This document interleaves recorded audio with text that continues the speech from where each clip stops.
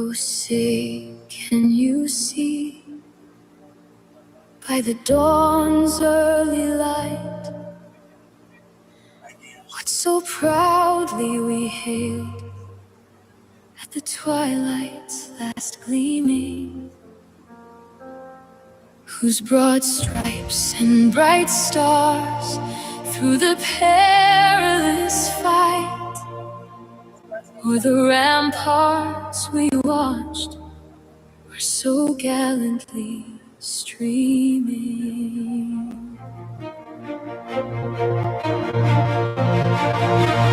In the rocket's red glare, the bombs bursting in air gave proof through the night that our flag was still there.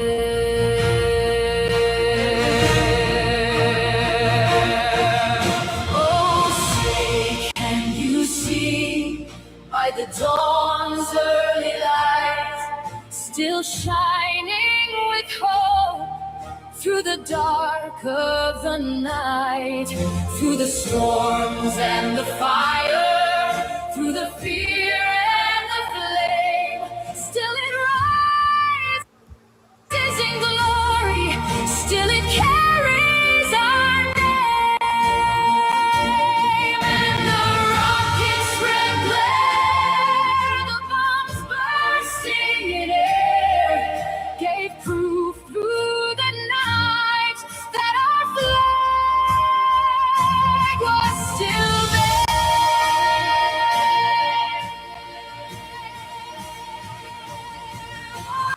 Say, does that star-spangled banner yet wave? Oh, say, does that star-spangled banner yet wave o'er the land of the free and the home of the brave, o'er the land of the free and the home of the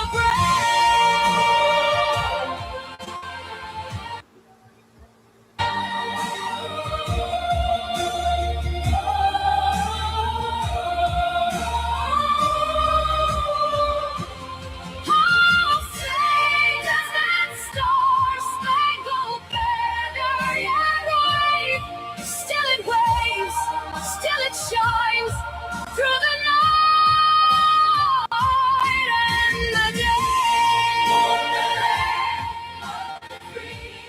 And the home of the brave. The home of the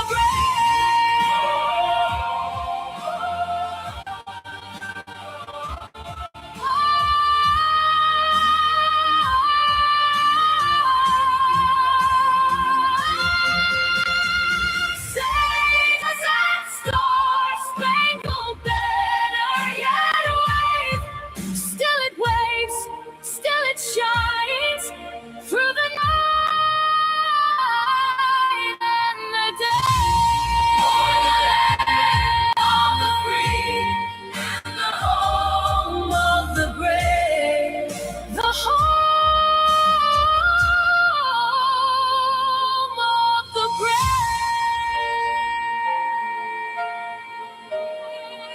the home of the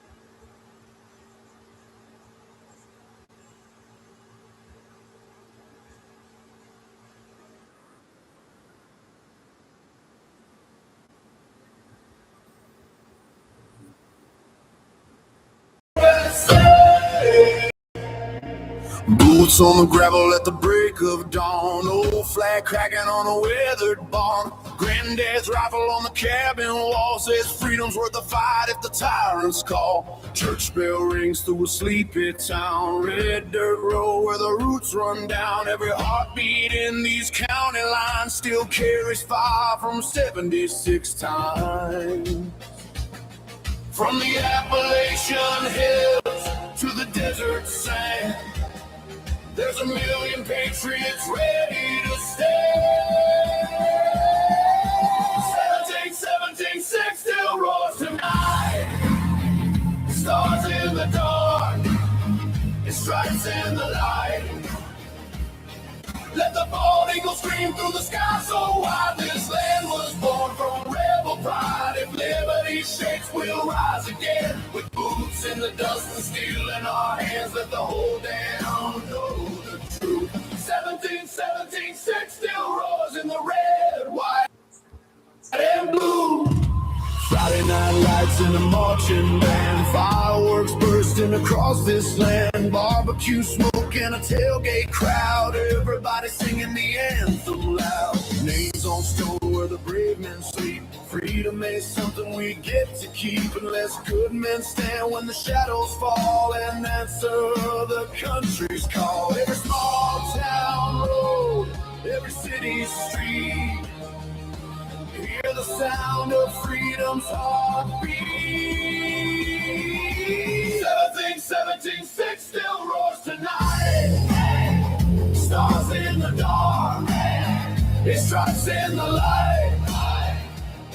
Let the bald eagle scream through the sky so wide. This land was born from rebel pride. If liberty shakes, we'll rise again. With boots in the dust and steel in our hands, let the whole damn world know the truth. 1776 still roars in the red, white, and blue.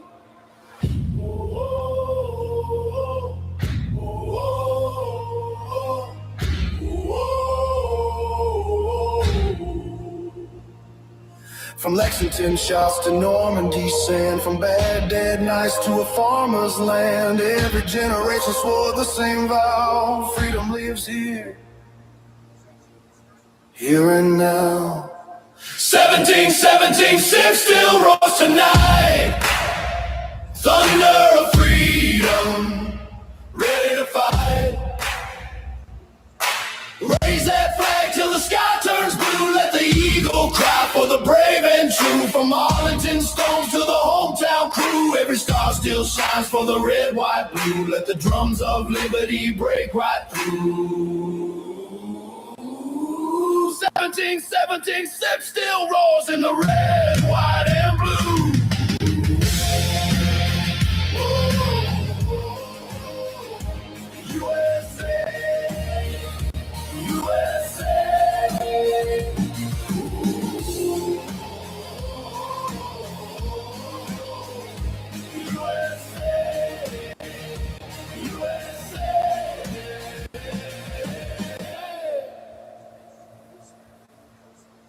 Got two more, guys. Two more.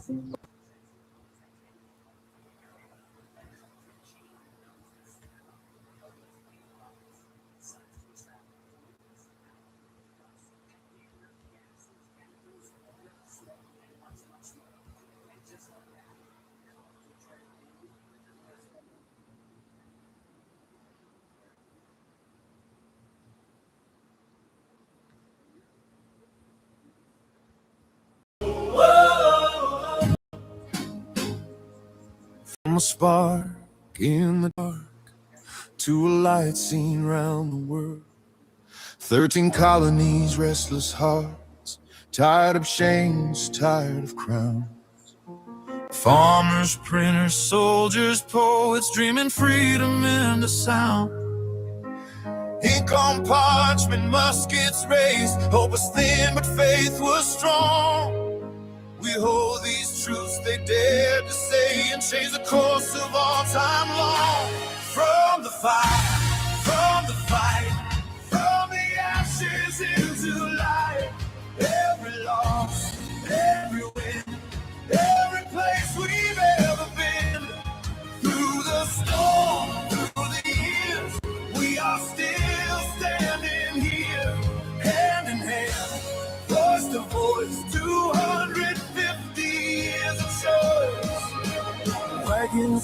on broken ground, iron rails, a nation grown. Stars added to the banner sky, but not all men were truly free. Brother fought against his brother, fields ran red, the Union torn. Lincoln spoke of better angels, and freedom took a painful fall. From the fire, from the fire, from the ashes into light. Every scar, every tear built the road that led us here. Through the storm, through the years, we are still standing here. Bound by truth, tested choice, 250 years of voice. Factories roll, the cities rise, Ellis silent, tired eyes. A million stories, one flag, dream stitched tied in red, white, blue. Across two walls, the oceans burn. Young men entered history's core. They crossed the seas for freedom's name, so tyranny would fall. From red lines to moonlight, from black and white to colorized. One small step, the whole world watched as freedom touched the sky. Marching feet on southern roads, hands held high, voices bold.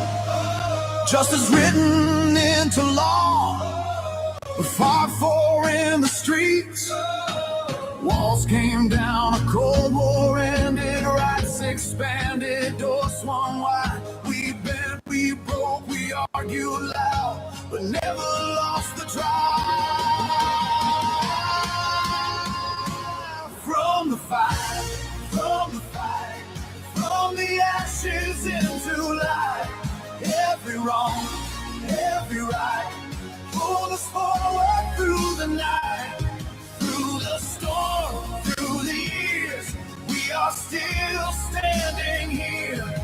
Not the same, still the choice. 250 years of voice. New frontiers in code and steel. Towers fell, but hearts stood tall. Fear and hope, side by side, in a world connected all. Different views, one constitution, still the promise, still the test. A nation always becoming at its strongest when it's stressed. From the fire, from the fight, from the ashes into light. Every soul, every name, every loss, every gain. Through the storm, through the years, we are still standing here. Not because we're perfect or pure, but because freedom endures. 250 years behind us, a million more dreams ahead. Still arguing, still believing, still rising. United States. Hey, last one, you guys. Last one.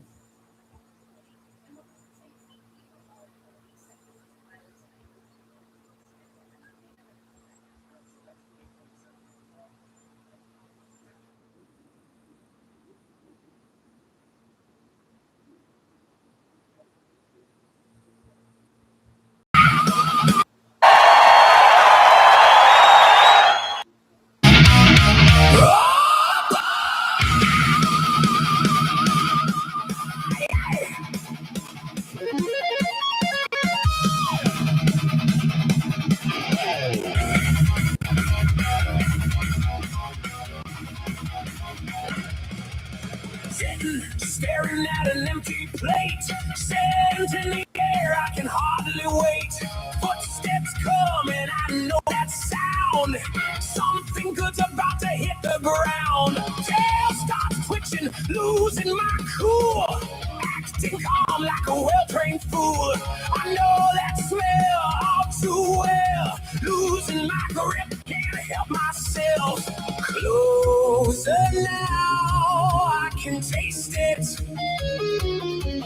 No holding back, I can't contain it. Let it pour, don't make me wait.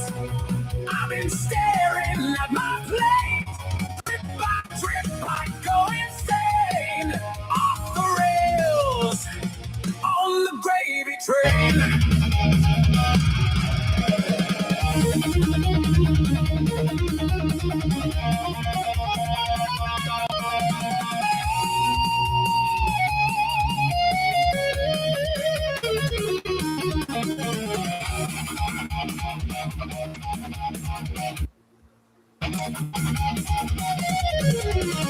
Eyes locked in, yeah, I'm in a trance. Every move got me in a stance. Oh, comes down and I start to shake. This is more than a dog can take. Here it hits, I'm gone. All control withdraw. Let it pour, don't make me wait. I've been pacing at my plate. Drip by drip, I go insane. Off the rails, on the gravy train.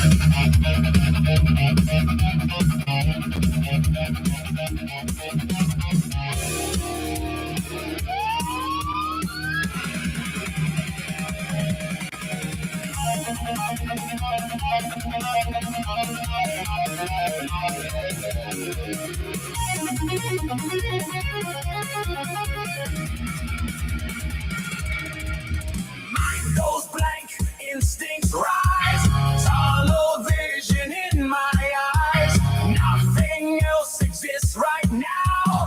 Only one thing matters. Let it pour, don't make Hey, I me got the wait. first one in I'm that. still pacing at my plate. Trip by trip, I go insane. Off the rails, on the gravy train. I'm going off the rails, on the gravy train.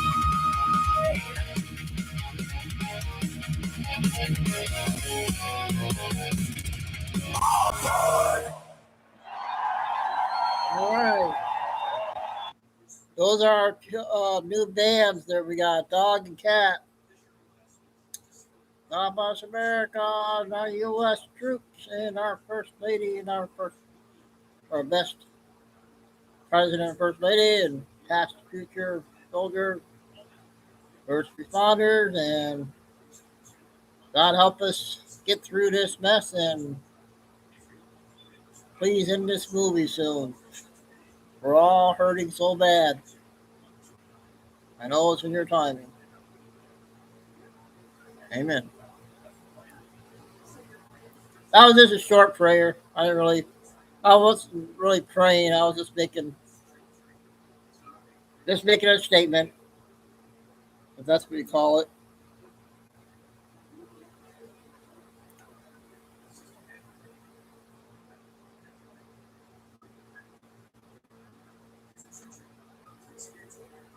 So it is August 4th. We'll see how bad Michigan is going to cheat today, and that's good. See if they cheat today in the primaries here in Michigan. But we gotta play.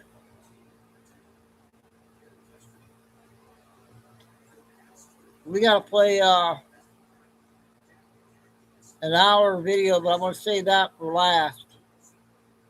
About Philadelphia fraud. They found big frauds in Philadelphia. But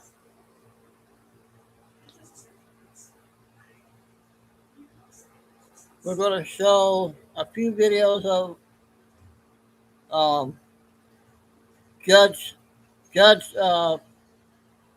Shapiro making the news. So we got to play update latest on that. I got two Benny videos I want to play at the beginning. One's from Nick Shirley, and then the other one is a half-hour interview with somebody that was really good, a lady.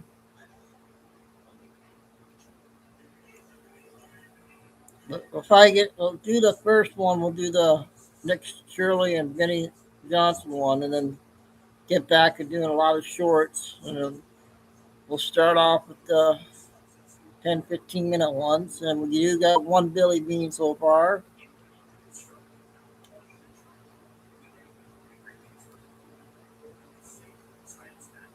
So we will go ahead and get started. Hopefully everybody will be coming in. A little early start because I got a lot to cover again. No Mel yet.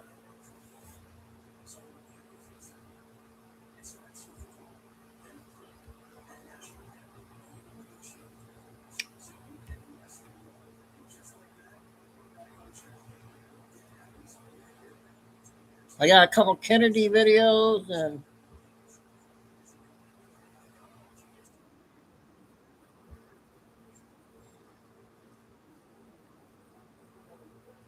largest donors are data. Yes, well, you've found yourself in some dodgy situations, but I mean, do I have this correctly? The Muslim invaders 15 who minutes. just got there, who have no rights, who have, no claim on this land, who've broken the law just by getting there, just decided that they are so in charge that they are going to stab to death or try to, or stone to death an American journalist. That's how in charge they actually are. Do I have that correctly? Yeah, they got very upset when I started filming in this one location specifically. And it wasn't even it was out in a public street outside the market where they had just opened up the market because they had markets closed all the past weekend because the city didn't want to get looted. So someone finally opened up a market.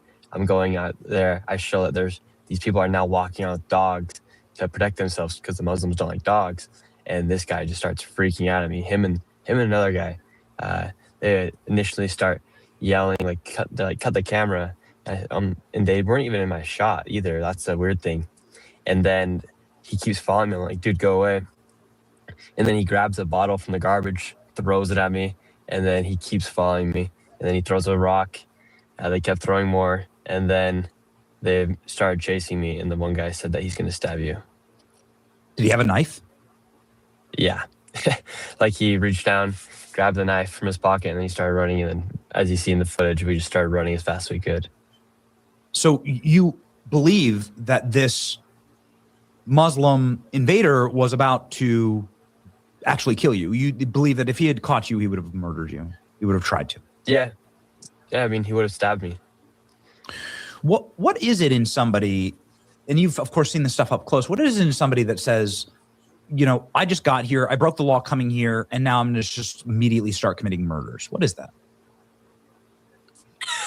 That's a great question. I don't know what it is. I feel like there's definitely a sense of entitlement from these people. I mean, they literally just walked across a border. They didn't just walk across. They all stormed it. It was very much planned as to who was going to come over and how many were going to come over. The Moroccan government, the authorities on the other side, the Moroccans told us they let them through to get to the Spanish border. And then the videos of the people at the Spain border, of them just opening up the gates.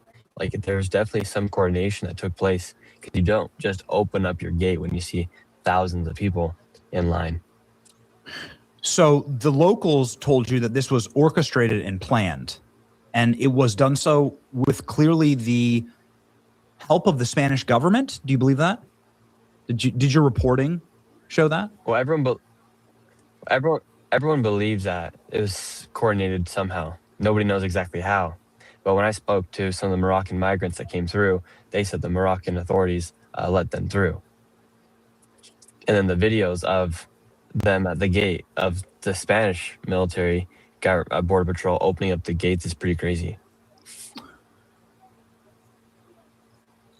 The Spanish government says that they have solved this problem and that it was just a weekend event, and don't worry, and none of these people will ever make it to the mainland Europe, and we got this under control. Is that true? When I was there, there was hundreds, thousands of people crawling out of the mountains everywhere we went. And there was encampments of thousands of kids, for instance. A lot of kids came over all by themselves, and they're all just stranded at the other side of the border. And everyone that we spoke to has the goal of getting into the mainland. And there is a ferry that they could theoretically get onto somehow if they were to sneak in by car, or who knows how it operates with cartels and mafias as well. We know how it works. Like, people will do quite literally anything, especially illegally, if needed. What was their stated intended purpose? Because there's plenty of us that can sit here and assume we know what it is, but you went there and spoke with the actual Muslim invaders. What is their purpose for being there? There was no jobs, no money in Morocco. So all these men thought, hey, let's leave our wives, let's leave our daughters, let's leave our kids, and let's go to Spain to get money. And let's leave our children and wives in a country where there's apparently no jobs or no money. It doesn't make any sense. So that's the story they told you. I mean, I believe it, I guess. Like, I believe it on a fundamental human level that you want to go get money. I don't understand why they would, if they don't have money, why they'd leave their wives with no money in a place where there's no opportunity to make money. Well, that's right, because oftentimes we're told about the noblesse of these people and how important it is for them to just seek a better life and how moral they are. And it's just everything that your immigrant ancestors were. But that's fundamentally not true. It's actually deeply immoral what they are doing. Yeah, the modern day migrant isn't the same migrant from the 1800s. You've seen nobody's seen these subsections and these ecosystems that exist in Western culture more than you. You've gone and you've studied them and you've exposed them. How are they different? How are the modern migrants different than, let's say, an immigrant from Europe in the 1800s? Well, I mean, if you just look at it, they don't go and they don't assimilate with the people who are already there. They don't go and learn their language. It's interesting when you go to these countries, they're all in like groups. It's not like the British are sitting and speaking with the Muslims. It's the Muslims in their own part of town and the British are on the other side. There's no assimilation any means. Like, I feel like there's a reason why these countries became so great, and that's because everyone worked together. And now there's like different teams working against each other inside these countries, and that's where you see the conflict take place. Yes. It seems by design, and specifically they're going after a formerly Catholic Christian kingdom. I guess it still is in some diminished capacity. But do you believe that there's an element of a religious war here? The Muslims had conquered Spain before. Well, 100%. And that's why they're all coming to our countries. From the United States, we're seeing it right now. And then it's been happening for years and years and years in Europe. And it's makes you wonder, like, why are they doing this? But then you speak to them and I don't know what exactly the phrase is because I don't speak Arabic, but they essentially like want Islam to be everywhere. I can't remember the phrase for it, but they want it to be everywhere. I tried every type of ED medication, Viagra or sildenafil, and Cialis or tadalafil. I know this works for some people, but I did not get reliable results. 4 out of 10. And so of course, if you would want your ideology to conquer people, you would send your military-aged young men there, right? Like, because that's what predominantly makes up these groups, correct? Of course, and that's what they're doing. They're sending, like, yesterday when I was there, it was just men from 21 years old to 28 years old, and then there's the children that they left at the border. And these men, like, they're going all by themselves. And I think you asked them, like, where are all the women and children? Yeah, and then they said in Islam, they stay at the house. So it doesn't make any sense to abandon your wife and kids and go to another country. What would happen if, and we've all sort of seen the proposals, I mean, we've seen the horrors that have been wrought on our society with open borders or even with legal migration from places where you shouldn't have migrants from, because if you wouldn't want to go live in Morocco or Somalia or Chad or Djibouti or Haiti, why would you bring people from those places that created those cultures to our culture? No politician's ever been able to answer that question. But what do you think? Like, because you just saw it up close. Maybe it's like just been a long time since we've seen an open border. You know, it's been like 18 months of the Trump administration, and the border has been sealed quite tightly, right? So we haven't seen this kind of clip. I think it's shocked people back into the realization that this will happen again in America, like quickly, right? If the left takes control. 100%. They want to abolish ICE. They want to get rid of borders. They think that they have this idea that by welcoming these people that it's the humane thing to do, when in reality, open borders is the most inhumane thing possible. You let kids go stranded. You're incentivizing kids to traffic themselves across the border, where they then get picked up by traffickers, and then who knows what exactly happens to them. People then get over to another country where they don't know the language. They essentially become addicted to welfare, because that's the only way they can survive, because they don't know the language inside these countries. Open borders is the most inhumane thing possible. So many kids get trafficked, so many women get raped, so many families are displaced because of when these politicians incentivize these open borders.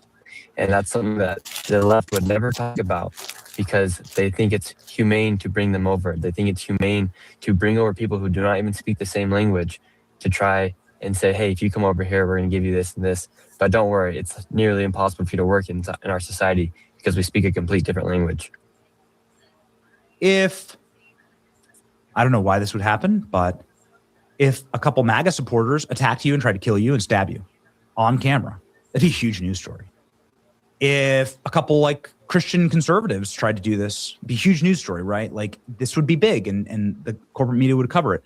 You're an American journalist. I remember a time not too long ago when an American journalist, if they were attacked abroad and their lives were threatened abroad, that'd be a huge news story. Why is this not a huge news story? Well, it's simply because they don't care. It's similar. It is to us. It is to us. We love you, Nick. But like, thank you. Why isn't this on the front page of the New York Times? I checked this morning. It is not. Similar to why when 250,000 women were raped, the Me Too movement went silent. It doesn't fit their political narrative.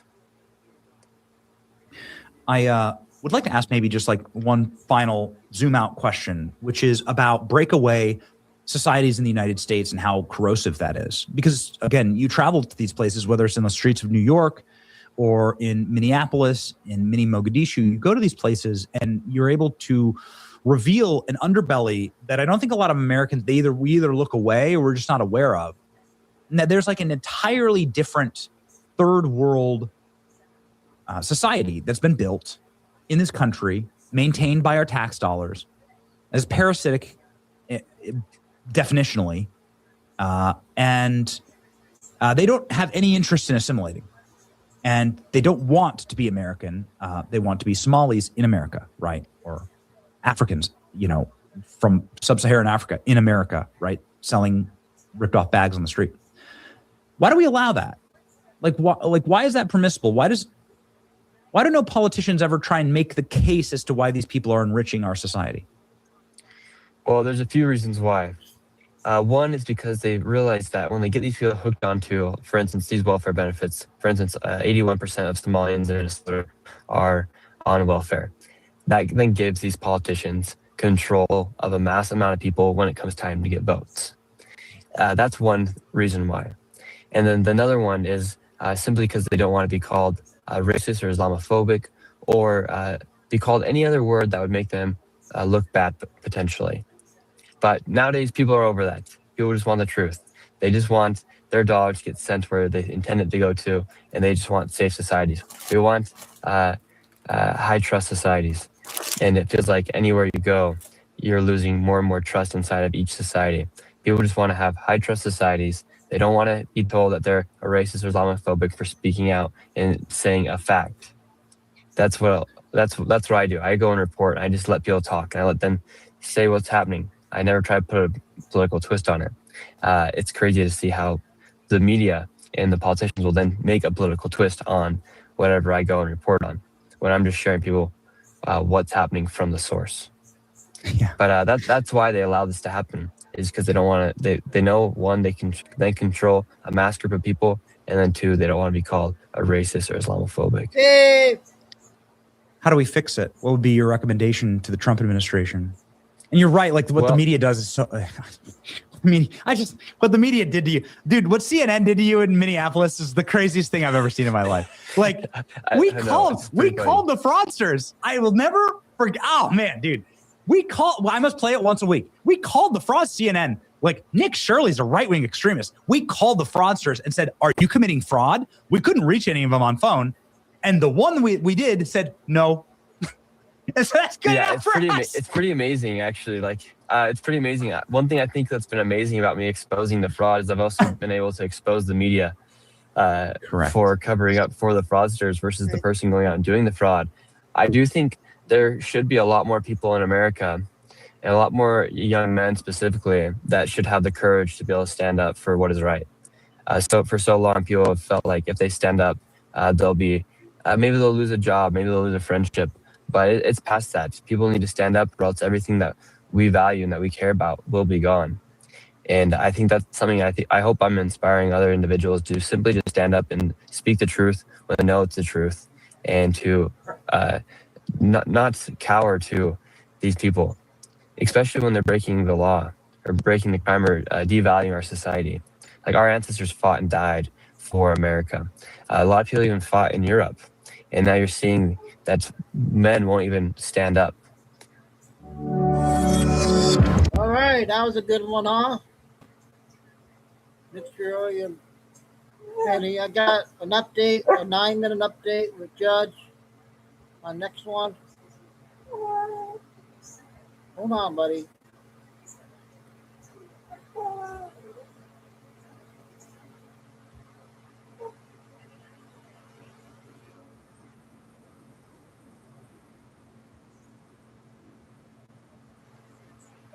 Hortons, there's a wrap for every morning.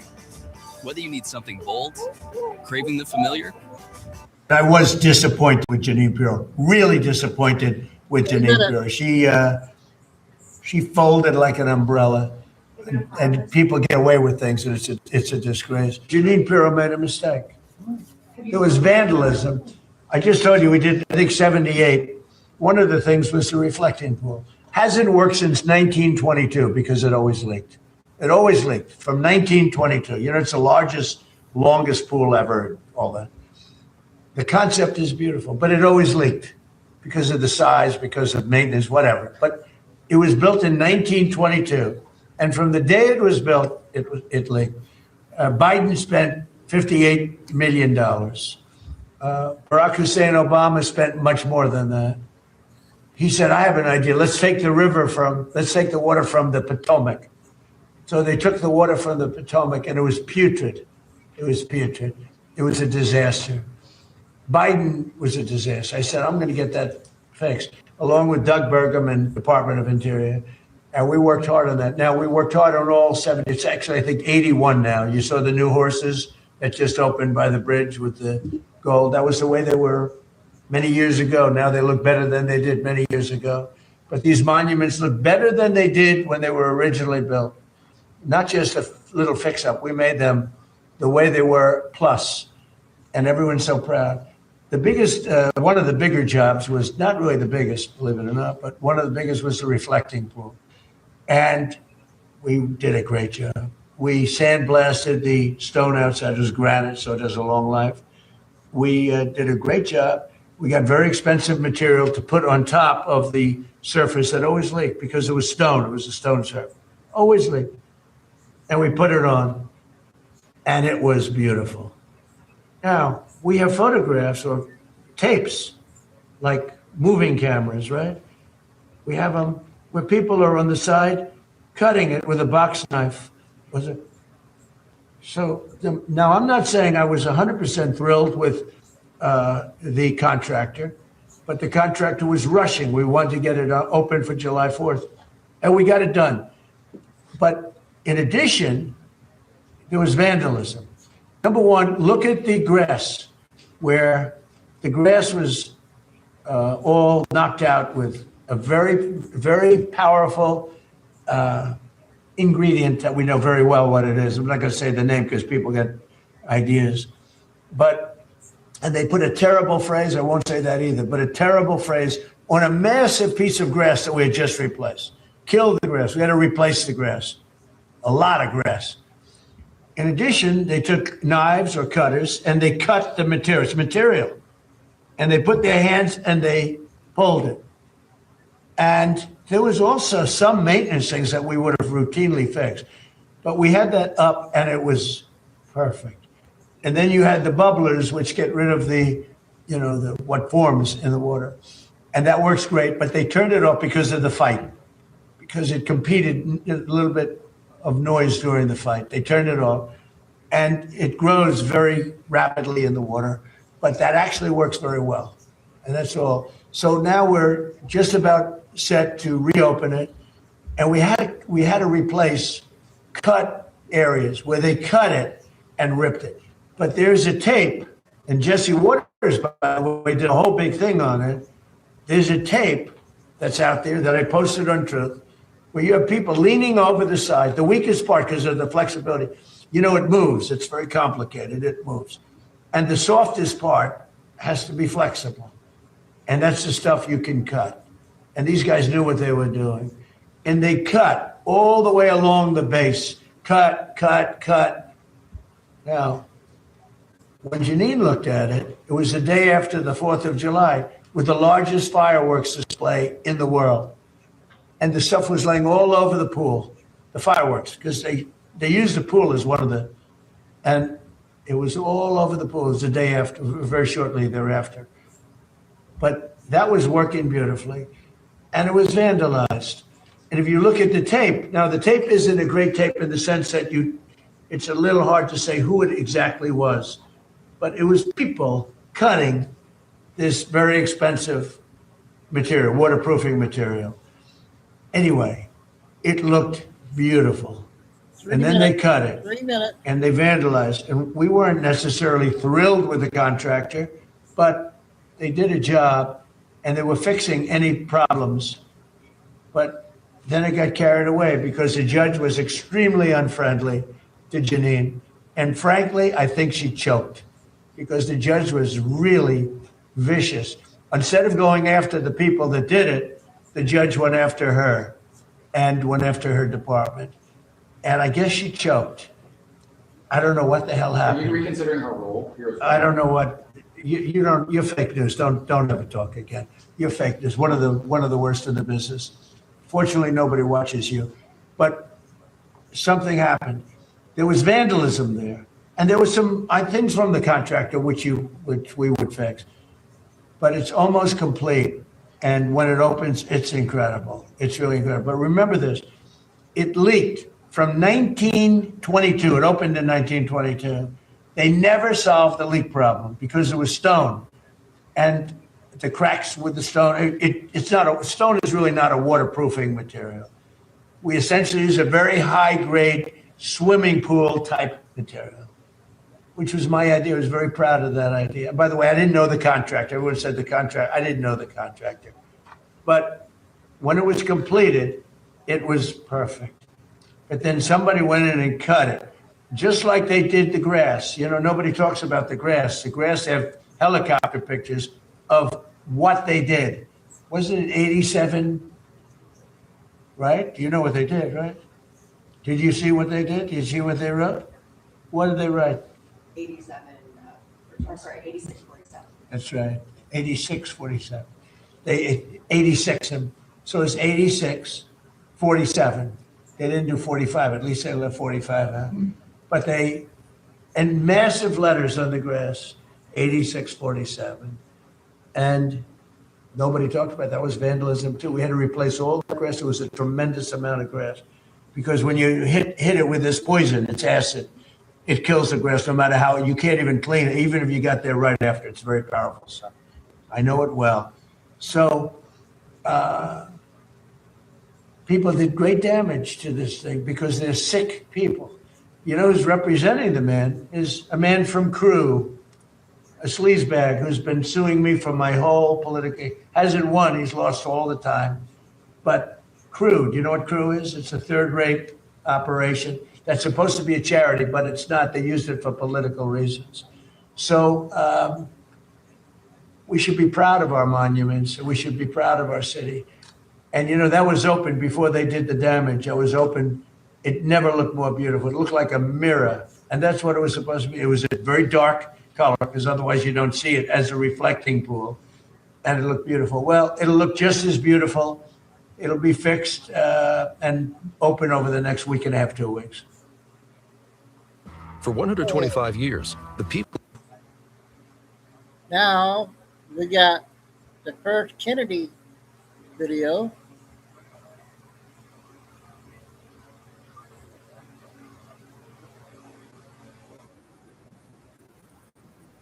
$11 minutes.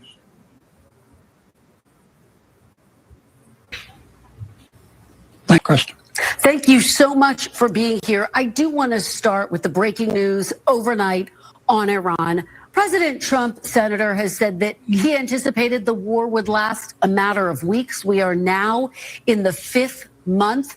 President Trump posting overnight that he will halt planned attacks to allow for talks to move forward, suggesting a deal can be reached rapidly. Do you believe a deal can be reached rapidly, Senator? Well, I hope so. I'm always willing to give peace a chance. Respectfully, I would remind President Trump of 3 things. Number one, the only reason that Iran is coming to the table, if indeed they are, is because Israel and the United States of America have torn them a new ashtray. Number two, no deal is just fine. Not preferred, but not preferable, but it's fine. A bad deal isn't. Number three, he has to remember that the Iranian government learned to lie before they learned to talk. And they're more than mildly insane. Dealing with them is like dealing with Son of Sam or Charles Manson. Whatever he does, do not release the sanctions, stopping their sale of oil, or remove the blockade until we see Iran take firm actions to open the strait. That's my opinion. Well, the final point you make in many ways leads me to my next question, Senator, which is that there was a deal effectively in place, a ceasefire, a memorandum of understanding. It all fell apart because of provocations by Iran. Why would this time be different? Well, it may not be, but I think we have lost perspective a little bit on Iran. Do you know why Hezbollah and Hamas are degraded? Do you know why Iran is the furthest away it's ever been from having a nuclear warhead?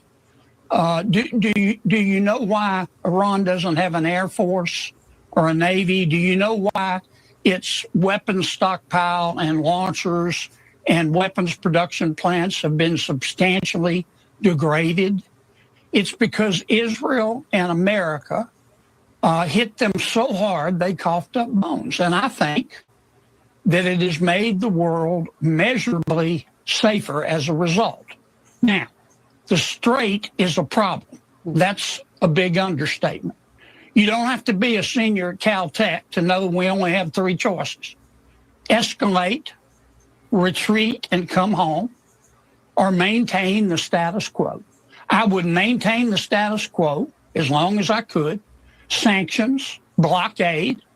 I would bomb Pickaxe Mountain and try to reach any fissile material and centrifuges underneath. I don't know whether the president should start a new bombing campaign again, because I don't have the military intelligence. Now, that's a problem too, because it'll cause a lot of pain. It'll cause energy prices to go up and a lot of inflation for the American people. They're all hellish choices. So, but for the moment, I'd maintain the status quo. Well, let me ask you, because the U.S. is on alert right now after cyber attacks on water systems in at least 7 states, Senator, the FBI, the EPA are warning that hackers are trying to disrupt critical water infrastructure. And intelligence officials say they are looking into the possibility that Iran might be behind all of this. What should the U.S. response be if Iran is, in fact, attacking America's drinking water supply? Well, we've got cyber experts. Hit them back. Iran's done this before. I'm not saying it's not Iran, but it could be North Korea. We do it to each other all the time, and I'm sorry it happened. I'm glad we caught it. But if Iran's going to start this foolishness, I would hit them back. Just like we've done with the military strikes, I'd eat them up and spit the bones on the floor. All right, let me ask you about what's happening on Capitol Hill, Senator. Republican Senators Tom Tillis and John Cornyn, as I just discussed, are holding up the confirmation of Acting Attorney General Todd Blanche over their demand that the Justice Department end President Trump's $1.8 billion anti-weaponization fund to remind people that effectively would mean that it would give people the ability to get compensation if they believe they were wronged by the federal government. President Trump now says he wants Congress to pass a bill making the fund the law of the land. Would you support such a bill, Senator? Well, I'd have to read it first. You'd be open to that, though, Senator? World, You'd be open to that? Let me answer. In a perfect world, Senators Tillis and Cornyn and President Trump and Mr. Blanche would sit down and work this out. I do believe that Senator Cornyn and Tillis are talking with the Department of Justice. I don't know if they'll reach a deal. Frankly, I think the odds are against it. I wouldn't bet my house on it. And if I were betting your house, it would just be a maybe. In terms of the weaponization fund, the president himself has conceded that it will take legislation. I'm glad he conceded that. We'll get to shape the bill. We already have an anti-weaponization fund, a pool of money that you can access if you're abused by government through the Federal Tort Claims Act. But if he wants to improve it, I'm willing to look at it, but I'm not going to give him a blank check. All right, well, let me ask you. In terms of the settlement with that. Let me ask you, do you think anyone who attacked police officers stormed the Capitol on January 6th should get taxpayer money as a part of that fund? No, I'd take them off the table. Okay. So, and you would put that in the legislation, Senator? Yeah. I just think, I'm not saying that everybody, well, strike that. Look, it's too emotional of an issue, and it's too important of an issue. And if somebody thinks they were abused by the federal government when they were punished by attacking the Capitol in a riot that got totally out of control, right now they have the right to file a Federal Tort Claims Act against the federal government, and a federal judge will decide. And I would take that issue completely off the table. Okay. Let me ask you about another big topic this week, Senator. The Justice Department just this week dropped its charges against the Olympic canoeist that it accused of vandalizing the reflecting pool on the National Mall. The DOJ admitted that the damage was caused by, quote, botched installation and not vandalism. This was a case that the DOJ had said was open and shut. They said they could prove it beyond a reasonable doubt. Does this reversal undercut the public's faith in the Justice Department, Senator?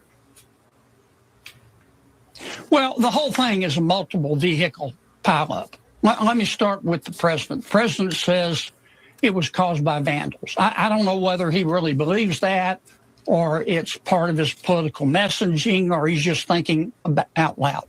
You and I both know the president well. He exists loudly, and he grows anxious when he has an unexpressed thought. I'm not saying he doesn't really believe it. I just don't know. Now, the stakes are a lot higher for U.S. Attorney Pirro. You can't lie to a federal judge. If she can't prove her case, she was right to pull back. Because if you fool around with a federal judge, you will find out. When I was in private practice one time, I put my briefcase on a brand new conference table bought by a federal judge. And he got so mad, I'll never forget, I thought I was going to get to spend overnight with Bubba in central lockup. That federal judges will not tolerate it. And so if I don't know why she filed the suit without having, without doing a full investigation. She says she relied on the Department of Interior, but she was smart to pull it back. Very quickly, Senator, given that, because I have one more question on the shutdown, should the grand jury records be released so the public can see the evidence for themselves, Senator? Fine with me. Okay. Let the whole world. Final question for you. Congress is facing another government shutdown, as you well know, just weeks before the midterms. Senator, if Democrats and Republicans cannot reach an agreement, there are reports Leader Thune and Leader Schumer may be about to strike a deal or working on some type of agreement. Will you support a deal, a bipartisan deal, if it is reached, to avoid another government shutdown? Well, I don't know what the deal is yet. I'm only on the Appropriations Committee, but I've heard nothing. Now, it's been reported that Senator Schumer, in return for keeping government open, wants Senator Thune to kill the budget resolution and to take away President Trump's authority to review government grants. I think to agree to that would be top of the heap, king of the hill, number one, stupid. Will I vote for it? The short answer is no. The long answer is hell no. And if that's what Senator Thune puts on the floor, we will get, I'm not going to vote for it, and I don't think most Republicans will, and I don't think the House will, and we will have shot off yet one more of our toes. I would put because we'll be blamed for the shutdown. Yeah. I would put a clean CR on the floor with none of this foolishness in it. And if Senator Schumer wants to shut down government at the behest of the Graham Plattner wing of his party, he should knock himself out. Right. I don't think he'll do it, but he might. All right. Senator John Kennedy, we covered a lot of ground this morning. Thank you so very much for being here. We really. Okay, that was a good one. Again, Kennedy. I got an 8-minute one.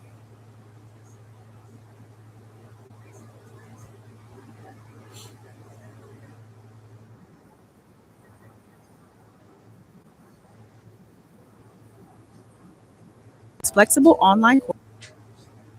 Thank you for having me back, sir. So I would like to remind our audience that back to 2020 January, because my supervisor, Dr. Liu Peng of WHO at the University of Hong Kong, assigned me the secret job to look into what happened in Wuhan. Actually, specifically, it was back to 31st December 2019. That's why I get a lot of information gathering from my friends who work in the hospital, in the labs, in the military, whatever. And because my former lab at the University of Hong Kong is #1 coronavirus lab in the world, so I get to know a lot. And I start to reveal the truth because I realized Chinese government was covering it up and misleading the world. I start to review it since January 19th, 2020 via modern media on YouTube, the Chinese anti-CCP YouTube channel based in US. And after that, the things I start to review all get verified. And one of the most important things I revealed back to January 2020 actually led to the travel ban posted by President Trump at the end of January 2020. And sir, you know that because Mr. Luda met you on 23rd January 2020 and gave you the information I reviewed, and you pass it to Dr. Navarro and then President Trump. Now we can see from Fauci's diary. Hang on a second. I just want to make sure. Go back to the 31 December. I want to make sure people, and we've got 2 segments here, and I'm looking forward to having you back on too. You were at the Hong Kong University at the time, and the section you worked in was considered at the vanguard of this type of research. But talk about 31 December, a friend of yours, I think it was, a relationship you had in the Chinese government, they reached out to you, correct? You actually had communication in the ending days of December, before any of this kind of broke into the public domain in mid-January, because I was with, Miles and others, where they said, we're up there to kick off our Chinese New Year celebration and broadcast, of which I've been doing for years with the team. And they said, oh, well, we're canceling. It's not going to happen tomorrow. And I go, what do you mean it's not going to happen? They said, well, Chinese New Year's canceled. There's not going to be this huge mass migration in mainland China. And I go, well, how many times has it been canceled? They go, it's never in history, because something horrible's happened with this pandemic. You knew about that in advance. You were actually talking to people at the end of December. Tell us about those conversations. Because we are the WHO reference lab, it's our responsibility to find out what happened in this area, including mainland China. And Liu Peng warned me that keep silence. If not, you will go across the red line and no one can save you. And I went back to reach to my friends, not only in Wuhan, but all over the Chinese hospitals, labs. Yes, as you remember, one of my friends worked in China in the CDC in Beijing. And that is a person also handled the coronavirus samples from Wuhan. So briefly, I'm the first person outside China who knows that, outside mainland China, and who knows what happened there. Because at that time, everything is totally suppressed. Everyone was warned to keep silence. And what we know is back to middle December 2019, in Wuhan Institute of Virology, they get the sequence from the patient in Wuhan. And the patient's number was highly downplayed. And the doctors are not allowed to talk about the outbreak happened in Wuhan. It's definitely not only started from even December 2019. It should be weeks before December 2019. This virus already circulating in the community. And more importantly, Wuhan lab has the sequence back to middle December from patient, but Chinese government asked them to suppress all the things. They don't allow them to review it. And also, they delay everything. And they tell everyone no person-to-person transmission. So no human-to-human transmission, at that time, even until middle January 2020, when Chinese government, the Vice President Liu He came to U.S. to sign the soybean deal with President Trump, they were still cheating you. These are nothing big deal. And altogether, what I found from my friends in China CDC, including how people silence about the truth, I learned from the doctors, I learned from the lab staff in China, and I learned from my military friends related to this kind of work. I gather the truth that is based on the scientific truth, based on the sequence gene of the virus come from military, come from including Wuhan lab, because that is part of CCP's military civil fusion network. And that was not accident. This is a fact we need always to emphasize, because it was not accident, not the sloppy work in the lab. It was released intentionally. And at that time, Chinese government are busy with anything to misleading the world. And also, I figure out the real backbone. It's like the fingerprint of the criminal son. The real backbone of the virus is the People's Liberation Army discovered and uniquely owned bad coronavirus they found from East China in 2017 to 2018. They named it as ZC45 and ZXC21. So everything changed based on this live virus. And I have presented evidence in the 3-year reports. And we have seen that based on the ODNI declassified documents recently, and also the released the documents by Rand Paul and other people in the U.S. government and Congress. You're saying what Tulsi Gabbard, hang on, you're saying what Tulsi Gabbard released right for a second. Hang on for 1 second. I just want to go back in time. You're saying even though the contact came to you in late December, you were convinced pretty quickly and even earlier. Now you're saying, also saying, hey, this is a bioweapon. There's no doubt that this is a bioweapon. And your belief is that even the excuse that it accidentally leaked out of the Wuhan lab, you're not buying. You're saying that something happened in 2019. Back to 2019, how early do you think this was released? And do you believe that release was on purpose to basically cause harm? Ma'am. Yes, of course. Let me briefly answer your question, sir. Yes, first, from the beginning, I tell people this was not accident. And I'm the virologist working in the biosafety level 3 lab in the WHO reference lab. I worked on coronavirus after the outbreak. So I can tell you, based on all my understanding, my experience, and my knowledge of Chinese Communist Party, this was not accident. You can't say an accident happened and caused people's death in Wuhan and caused the whole world damage, but still the chairman, the dictator Xi Jinping is celebrating the trophy. They're telling you, oh, this is a pandemic, makes the East rises and the West falls. And especially this was designated from the lab, from the military by stealing the technology, taxpayers' money from the United States, and leverage the corrupted pro-CCP, pro-communism campaign all over the world and to cause the harm and targeting especially CCP's top enemy, the United States. And actually, ding dong, it's Realtor.com time. You can't find a ranch style with a view. So that was only 8 minutes. Something from Steve Bannon there. Okay, I got Ted Cruz. Ted Cruz now. 11 minutes. 11 minutes. To that. When facts become inconvenient, some people don't attack the facts. They attack the person telling them. That's exactly what happened in this hearing. Ted Cruz didn't come with a fiery speech. He came with simple questions, and each answer exposed a piece of history Democrats would rather not discuss. By the end, the debate wasn't about the facts anymore. It was about silencing the man asking the questions. Watch the full exchange and decide for yourself. Please take a moment and subscribe.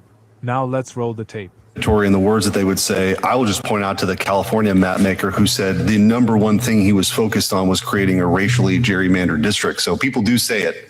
Senator Cruz. Thank you, Mr. Chairman. Just a moment ago, our colleague, Senator Hirono, said there's a lot more to say, and indeed, she's right. And in fact, I want to go back to her comments. She began by saying we have a long history of racial discrimination in this country. That's undoubtedly correct.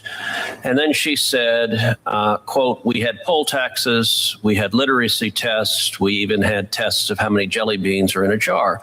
Mr. Chamberlain, when Senator Hirono says we had poll taxes, I want to ask you who we is, and in particular, what party was it that implemented poll taxes in the South? I mean, I don't want to necessarily speak in every single case, but I'm pretty confident it was mostly the Democrats. And what party was it that put literacy tests in place in the South? Same answer, mostly the Democrats. And what party was it that had tests like how many jelly beans are in a bottle? The Democrats. Tell me, what party were the founders of the Ku Klux Klan from? I'm pretty sure that was the Democrats. Indeed. In fact, Nathan Bedford Forrest, the founder of the Klan, was a delegate to the 1860 Democrat National Convention. What party wrote the Jim Crow laws in the South? The Democrats. And so on this side of the aisle were members of the Republican Party. Who was the first Republican president? Abraham Lincoln. The Republican Party was literally founded to oppose slavery. We came into existence because slavery was a grotesque evil, and it was President Lincoln, the first Republican president, who signed the Emancipation Proclamation, who won the Civil War, and that resulted in the freeing of the slaves and the passage of the 13th, 14th, and 15th Amendments. By the way, fast forward to the Civil Rights era. Bull Connor, one of the most noxiously racist politicians. What party was he from? He was a Democrat. The Democrats, for the entire history of their party, have been a party based on racial discrimination. They affirmatively embrace it. They support it. Let me ask you, Mr. Grime, is discriminating based on race consistent with the United States Constitution? No. What does the 14th Amendment say about discrimination based on race? It's prohibited. What does the 15th Amendment say about discriminating based on race, and in particular drawing congressional lines and explicitly discriminating based on race? It's prohibited. Now, the Democrats are fond of telling this story that is, and I wish I could find a kinder way to say it, a flat out lie. That without discriminating based on race, that no African Americans will be elected and no Hispanics will be elected. Indeed, there was one fellow online who was a vocal left-wing spokesperson who tweeted out, if I'm advising anybody to run for president, they sure as hell better have a solution to how you make sure that it's not another 100 years before another black person can represent South Carolina. So that's a typical Democrat statement, that we cannot elect a black person in South Carolina without discriminating based on race. I want to ask you, Mr. Chamberlain, who is the junior senator from South Carolina right now? That would be Tim Scott. And all right, I'll tell you what I said online. I said, hey, Grok, who is Tim Scott? And why do Democrats think he isn't black? And by the way, was Tim Scott elected because of a gerrymandered district drawn only to elect an African American? No, he won statewide. He won statewide. By the way, the Democrat position is you can only elect African Americans with a gerrymandered district. I will point out Burgess Owens, an African American, is elected in a majority white district in the state of Utah. He's a Republican. Byron Donalds, another African American, is elected in a majority white district in Florida. He is a Republican. John James, another African American, is elected in a majority white district in Michigan. He is a Republican. And my own Congressman, Wesley Hunt, who represents me in the House of Representatives, he is elected in a majority white district. He is a Republican. And yet in the Democrats' world, you're not black if you're not a liberal Democrat. There is an arrogance to African-American voters. By the way, they also have that same arrogance to Hispanic voters. They say you're not Hispanic if you're not a liberal Democrat. Well, I'll tell you, I am proud to be the first Hispanic ever elected to represent the state of Texas in the United States Senate. And Mr. Chamberlain, in my election in Texas, was I elected in a gerrymandered district that could only elect an Hispanic? No, you were elected statewide. Discrimination based on race is wrong. Final question. The Democrats are now clutching their pearls that seats drawn to elect liberal Democrats in the South are going to go away. You may get black Republicans instead. Indeed, in Tennessee, they're freaking out that a liberal white guy who's a Democrat is likely going to lose his seat to an African-American woman who's a Republican, and they say that's horrible racial oppression. My final question is this. If you look nationwide, which party has egregiously abused gerrymandering for decades? Both parties are guilty of it, but who has been the worst offender? And in particular, take New England. Take Massachusetts, take Connecticut, take Rhode Island, take Maine, take Vermont, take New Hampshire. How many Republicans are elected from all of New England in the House of Representatives? I think the answer to that is zero. Zero. They've drawn every district in a naked gerrymander, and yet they're very upset that their illegal pursuit of power has now been stopped by the Supreme Court that is enforcing the Constitution and prohibiting the racial gerrymandering and discrimination their party is built on. Senator Villa. Just a Chairman, part of personal. Okay, Ted Cruz. I got another 15.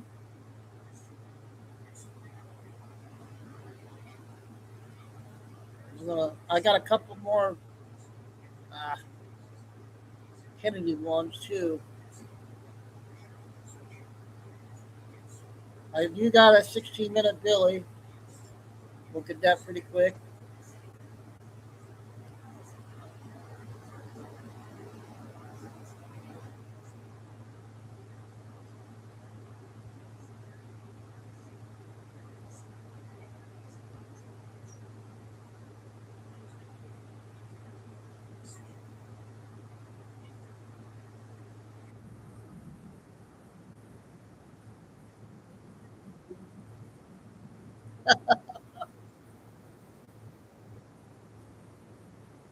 What is good? He does nothing about Italian. I think about Little Italy. I think this is everything we got. You think Zoran Mamdani is trying to erase Little Italy?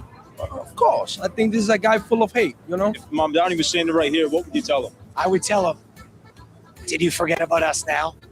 Are we still an afterthought, Zoran?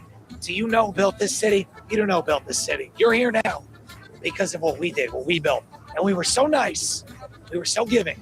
We opened our hearts out. We were so godly that we brought in people like you. And now you spit in our face and you try to marginalize us. You try to erase us. We were here before you, and we're going to be here long after you're gone. I got to tell you, the Italians, the Germans, and the Irish built New York. Okay? And they deserve respect. We are contributors. We're not moochers. And we deserve to have our little community. Everyone is welcome. Everyone is included. What do you think of the mayor, Zoran Mamdani, how he's treated the Italians? Nothing good to say. I think he's despicable. He's despicable. He is just, I can't say anything bad, you know, because, you know, the times that we're in, you have to be careful of what you say. I'm disappointed. Disappointed? And I want him out. He doesn't belong here. He was installed, as far as I'm concerned. He was put in by the powers to be because they want to destroy the city and turn it into a Muslim haven. And if people think that's fine, then go ahead. Why don't they start closing your whole life off? And this little prick is envious. He's envious of us. That's why he's off the map. And by the way, we don't need no stinking map to let people know we're here. What would be your message right now if Mamdani was standing right here? What would you tell him? Can I say what I want? Do not show up at the 9/11 ceremony at Ground Zero. Do not. I'm a firm believer in the Italian-American community. I believe in my heritage, preserving our heritage here, along with the other ethnicities that have made this city, in this country, the great country it is here too. How do you think Mayor Mamdani has treated the Italian-American community here in New York? Well, until we said something about that pretty poorly, in my opinion. There, you know, to leave Little Italy off the map of the ethnic groups and all that too was very poor in judgment, in my opinion. The Italians never asked for socialism. Nothing.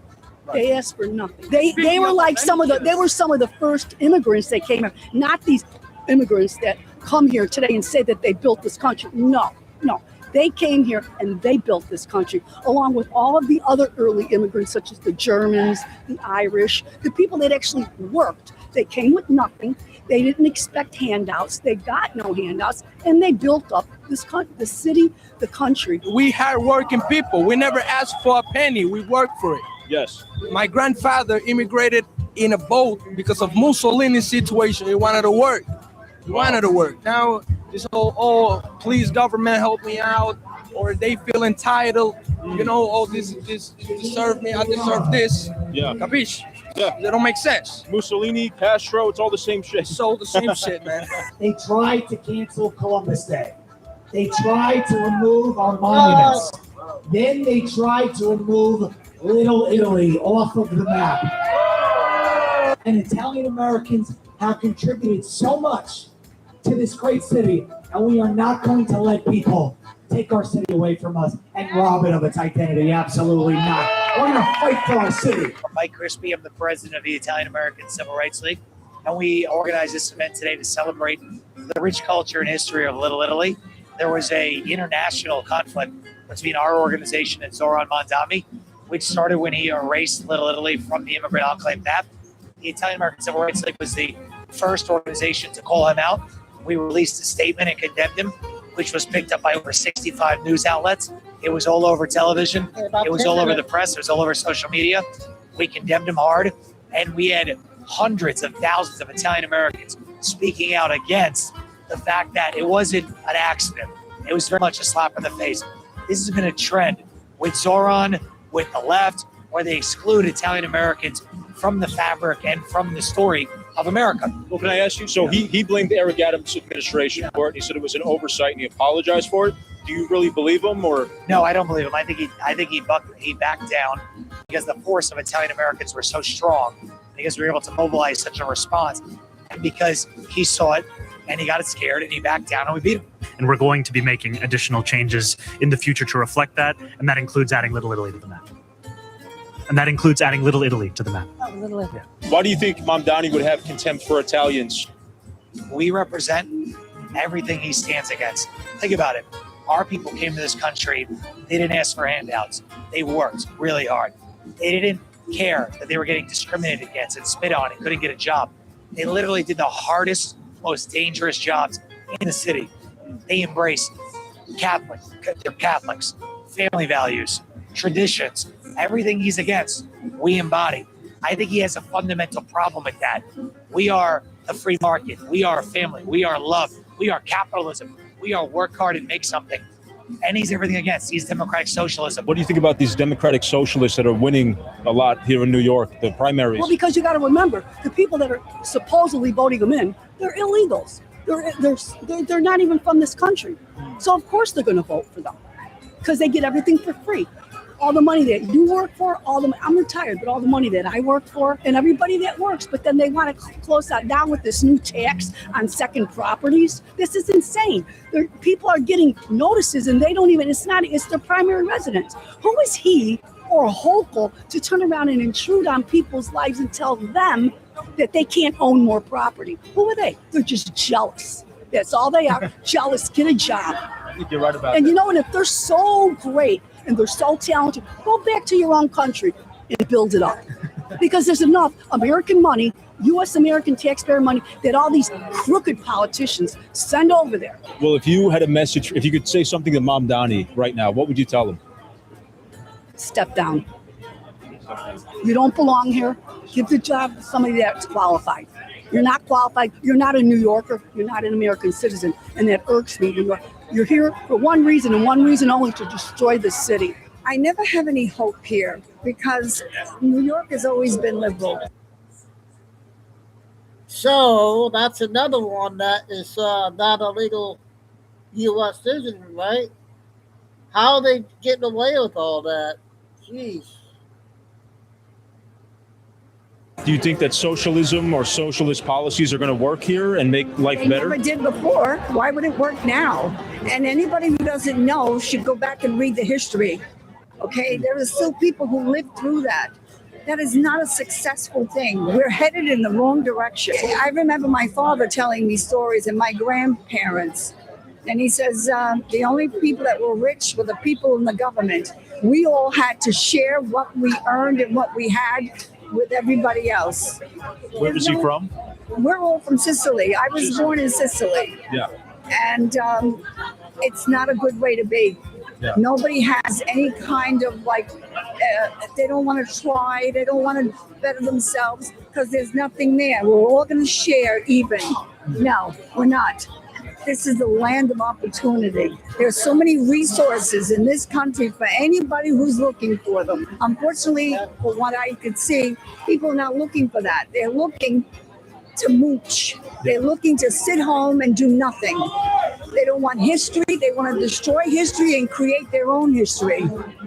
That's not what this country is about. I love this country, and I became a citizen after many years.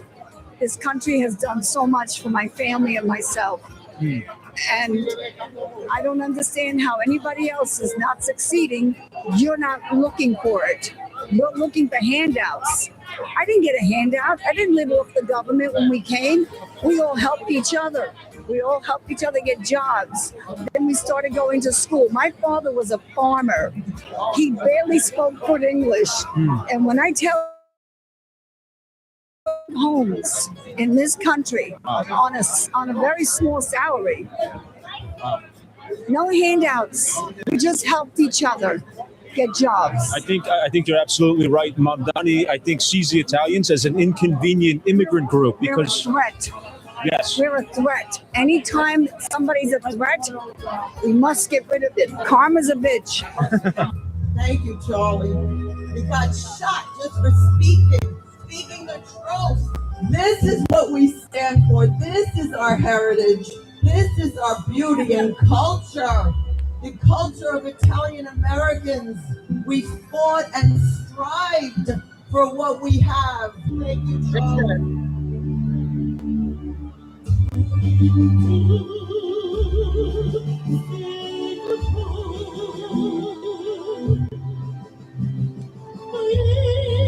don't want to hear that. People scared for their lives on the streets of New York. I do not take the subway. I'm scared. It's costing me a fortune. I take Ubers. I walk. I try to take the bus. They're not always fast, and they're certainly not free. And I would never not pay on the bus. But because of the mentality, everybody's doing that. So what's the difference? You don't have to make it free because they're doing it anyway. We have to stop this. We can't have toothpaste locked up in CVS and in our stores because people were never taught they're not supposed to do that. This thing started in 1970. Anybody know that? 1970. And when they held a rally in 1970 because Italian Americans were being persecuted and falsely labeled and stereotyped, 100,000 people showed up to Columbus Circle to rally support for Italian Americans. 100,000. And the man who started that organization's name is Joe Colombo. And now we have with us tonight the grandson of Joe Colombo, Anthony Colombo Jr. is here. And this disrespectful ethnic map didn't only leave off Italian Americans, but other ethnic communities, the Greeks, the Puerto Ricans, the Jews. This wasn't something that was accidental. It was intentional because the genius of the United States is assimilation. And we've demonstrated that we've assimilated. There's a new class of immigrants who need to understand they also need to assimilate and not divide and not listen to what Mayor Mandami is promoting. For him to forget about not only the Italian Americans, but also the Jewish Americans, Irish Americans, Greek Americans, the Puerto Rican community is entirely disrespectful. And to me, it demonstrates a pattern of replacement theory, where he is looking to not assimilate, but replace. And that's something that can't happen. And Mandami has a history of disrespecting Italian Americans. And it didn't start with this map. It started first with this finger to the Columbus statue in Queens several years ago. My grandfather founded the Italian American Civil Rights League in 1970 to combat defamation and to fight for political, economic, and social inclusion in the United States. And here we are 50 years later having to do the same thing, right? From a new mayor that doesn't have any respect or really any understanding of the history, I think, of New York. If he did, he wouldn't have done that. Italians created the streets, the pavements, the subways, and everything. And you can't forget about Italians. And you can't forget about this guy right here. Love you, Charlie. They say, if you can make it here, you can make it anywhere. I happen to believe it. Start spreading the news. Okay, that was just about over. So New York is really, really bad. All right, we got Billy B now. 18 minutes for video today so far.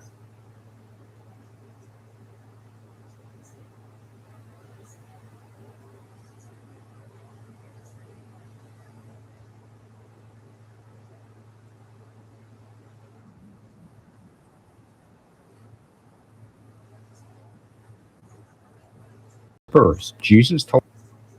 Welcome to Truth by Billy Bean. Today's date, July 4, 2026. Happy birthday, Z. Love you much. And today's time, about 1 p.m. Texas time. Some of the things we'll cover. Eclipse. In Texas, a vote still appears to be on in San Antonio. And we have President Trump engaged in, once again, talks. That's with the big question mark. And the Dem Party is absolutely going full stop commie. And a new type of 5.56 bullet that will take down drones. And we have today Iran sinking a ship from India in the Red Sea. So let's get started. We're going to begin with space weather. Earth's electromagnetic shield is now settling down after the G2 geomagnetic storm, August 3, yesterday. And we have news of a eclipse to take place August 12. It will be a full solar eclipse over West Europe and will begin in Spain at sunset. A partial eclipse will be able to be seen from the northern U.S. states, Alaska to the Carolinas. And it's good to remember, even when viewing a partial eclipse, it's recommended that you use certified eclipse glasses. So that's going on. And we know from the Bible, signs in the heavens are given to us, including eclipses. We have this from Breitbart. So we're seeing the commie party go the Dem party going full stop commie. And we even have veteran Democrats such as James Carville, who has been a Democrat strategist for the Dem Party for decades, now declaring that if certain things happen, he's out of here. He's not going to remain a member of the Democrat Party. Some of the things we have happening is we see certain individuals winning Dem races who are totally outspoken socialists, and I even heard one of their main Dem members on TV saying their platform is to do away with the Senate, the U.S. military, open prisons, open borders, and more far left-wing moves to destroy America from within. And we have this, James Carville saying, I'm out of here if the Dem Party moves further left into socialist territory. And we're hearing about a far left Marxist, Hassam Piker. Now he has a platform on Twitch with millions of followers. Hassam Piker. Now, many of you have heard me recount when I was in college in the 90s, I had a summer philosophy course. We were to visit 3 different types of religious organizations, not our own religion. One I went to was a mosque, and what I heard there was that the plan by the Muslims in America was to come to America, have children, raise their children up to become part of the U.S. government, and then take America down from within. I submit Hassam Piker is very likely a member of this strategy by the Muslims, the Muslim Brotherhood, and that he had, both of his parents were citizens of Turkey, and yet they flew to America for him to be born in New Jersey. Then they took him back to Turkey, raised him in Istanbul, and now he's part of the Dem political background through his platform on Twitch. So that's going on. And he gave a talk recently in Washington, D.C. at a College Dems of America convention where he wore a Mayo-type suit and speaks highly of Mao, a communist leader in China.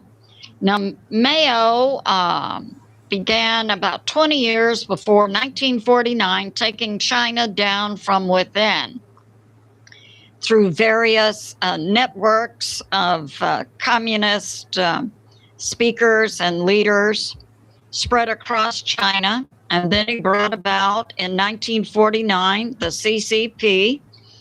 He also engaged in destroying the traditional culture of China and killed millions of Chinese people, anyone who stood in his way.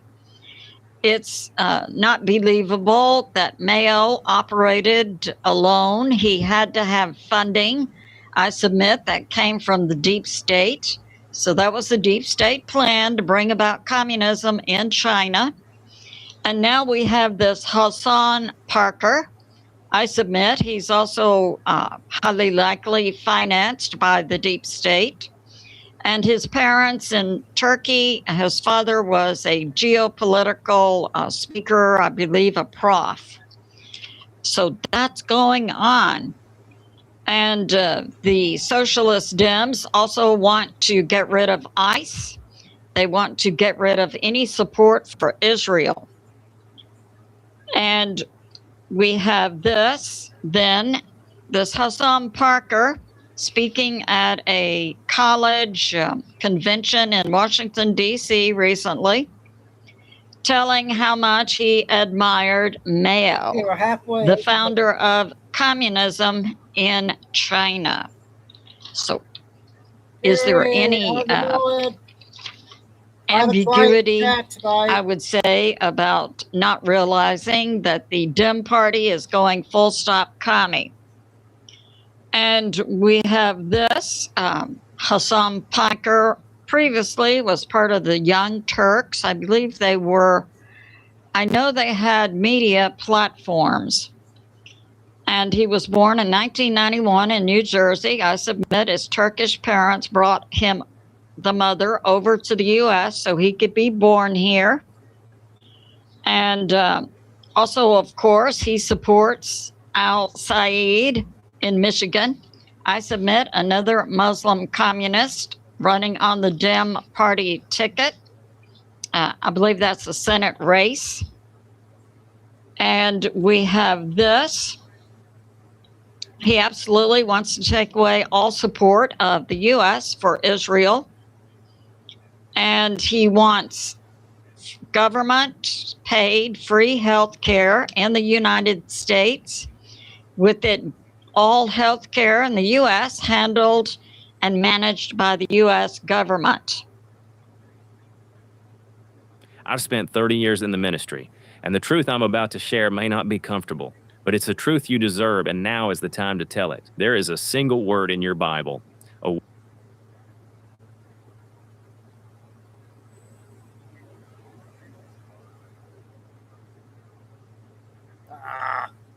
word that has been misunderstood, that's drastic. And what can we say? Part of the Dem platform coming out now is that the government should also own all companies, private companies, and also eventually own all private property. Absolutely, 100% commie. So that's going on. And now we have this from Facebook.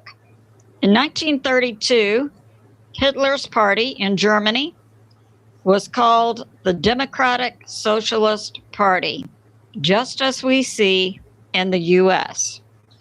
We have this from Alex Cristoforo. In the dust-up between Ukraine and Russia, we see Ukraine making significant hits using drones inside Russia. But we see Ukraine very weak along the front line. That's due to a lack of soldiers.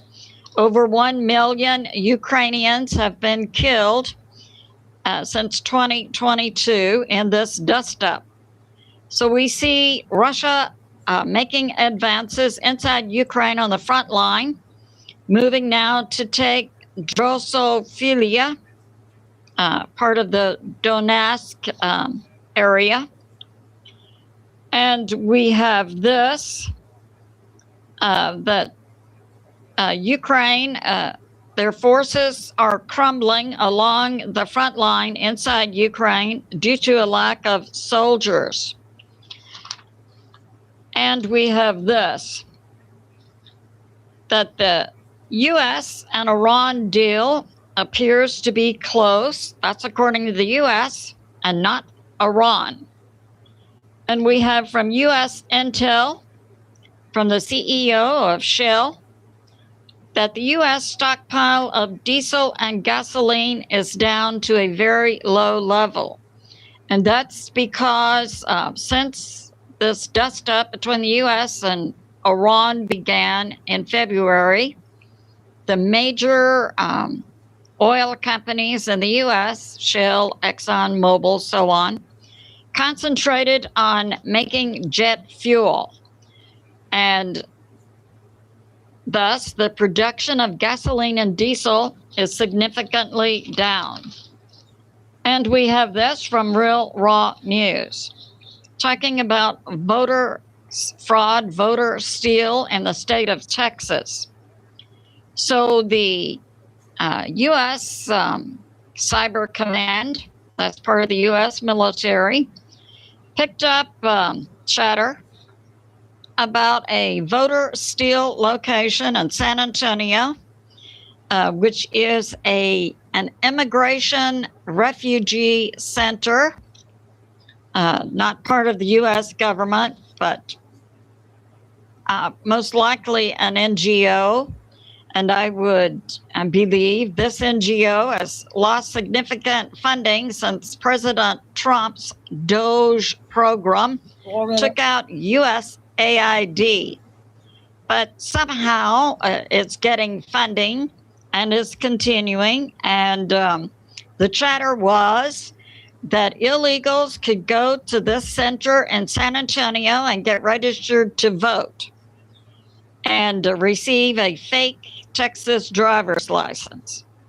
So that's going on, and the objective is to steal the midterms in Texas and for these illegals to cast their votes for Tallarico for the Senate position, running against Ken Paxton. President Trump has endorsed Ken Paxton. And we have this, that the evidence collected included false voter registration forms and the name of a Texas voter registration official to whom it's believed who would process these illegal voter registration forms in San Antonio. And pre-printed were 90,000 fake voter registrations.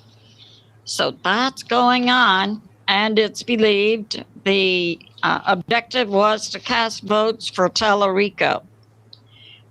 Tallarico's a Dem running against Republican Ken Paxton.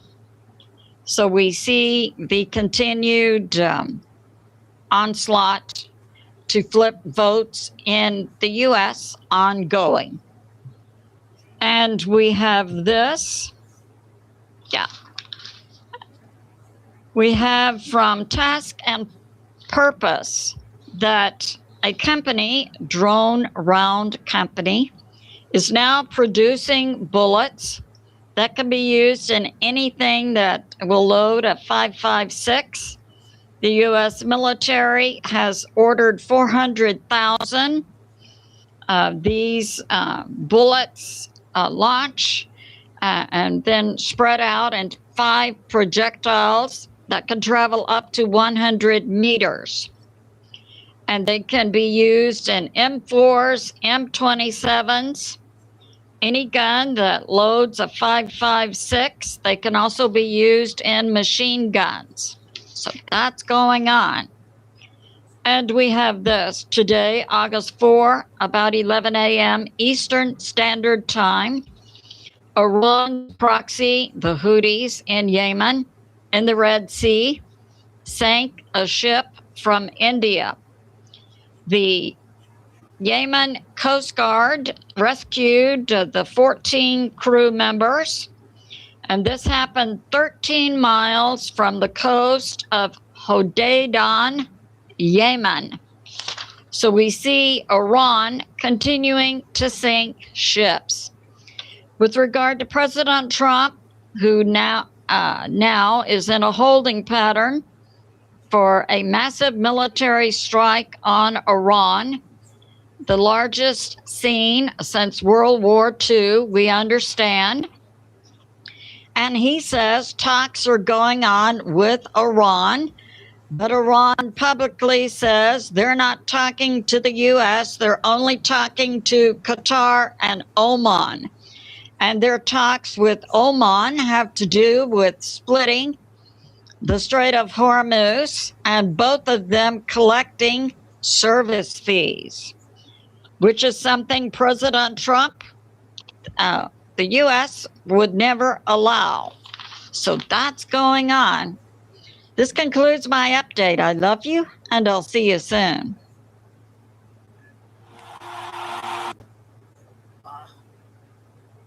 All right. So I got a lot of short ones I'm going to be doing from 8 minutes lower, and I'll come back and do a couple more, probably 3 more 15-minute ones.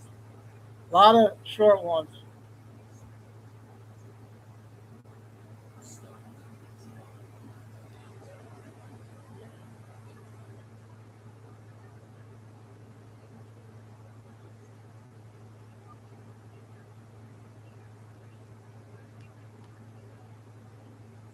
We got only an 8-minute report today from JM. 9 minutes. August 4th, 2026. Hello, I am John Michael Chambers, and this is your Daily War Report. I ask you to listen with love, as where we go one, we go all. The following report has been provided in part by Guardian Daniel R. War Report. Sovereignty Decree, the structural metric of the covert timeline. Why the collapse of the fiat matrix follows a mathematical clockwork. Allied Enforcement Protocol. Let's begin. There is a clock the public cannot see. It does not hang on a wall. It does not appear on the news.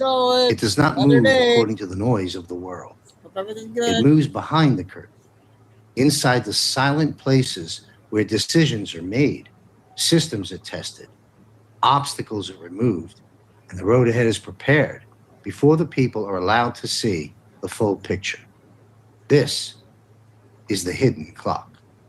For many, it may look like nothing is happening. They see silence, they think the process has stopped. They see delays and think the mission has failed. They see pressure and believe the old system is still in control, but silence is not always empty. Delay is not always defeat, and pressure does not always mean weakness. Sometimes pressure means the final mechanisms are moving. Sometimes silence means protection. Sometimes delay means alignment. Sometimes the most important work is happening at the exact moment the public believes nothing is happening at all. Financial systems do not shift without timing. Digital structures do not change without preparation. Security layers do not activate without coordination. Liquidity does not move without the right doors being opened in the right order. The public wants instant answers, but the process requires precision. A door opened too early can create chaos. A signal released too soon can be intercepted. A system activated before protection is complete can expose the people instead of helping them. That is why timing matters. That is why discipline matters. That is why the hidden clock cannot be rushed by emotion. But make no mistake, the clock is ticking. The old structures can feel it. Banks can feel it. The digital systems can feel it. The people working behind the scenes can feel it. The pressure is no longer theoretical. The shift is no longer distant. The signs are becoming stronger for those who know how to watch. The old world still wants people to believe that time belongs to them. But time is moving against everything built on delay, control, confusion, and false security. The longer the process moves, the more the old systems expose their weakness. The longer the people remain awake, the harder it becomes to hide what is coming. This is why every signal matters. There's A no delay bell can yet. be a signal. A silence can be a signal. I'm watching A it. sudden change in language can be a signal. A system update can be a signal. A bank movement can be a signal. A legal shift Probably can have be it a signal. tomorrow. A security change can be a signal. Not everything will be announced directly, but those who are watching carefully will understand that the clock is moving. The clock is ticking. The hidden clock is not about fear. It is about readiness. It is about understanding that the world does not change only when the public sees the announcement. The world changes first in silence, then through pressure, then through alignment, and finally through release. We are now in a time where people must remain calm, disciplined, and connected. This is not the moment to fall into confusion. This is not the moment to lose patience. This is not the moment to let noise pull you away from the road. This is the moment to watch carefully, listen closely, and understand that what appears hidden today may become visible tomorrow. The storm does not arrive without warning. The shift does not happen without signs. The release does not come without preparation. And the future does not open without the hidden clock reaching the right moment. The people have waited long enough. Watch what nail polish actually does to your toenail I fungus. believe It's kind of that was surprising. it. That was only a short one today. All right, next one's 10 minutes. Our TikTok lady, older ladies.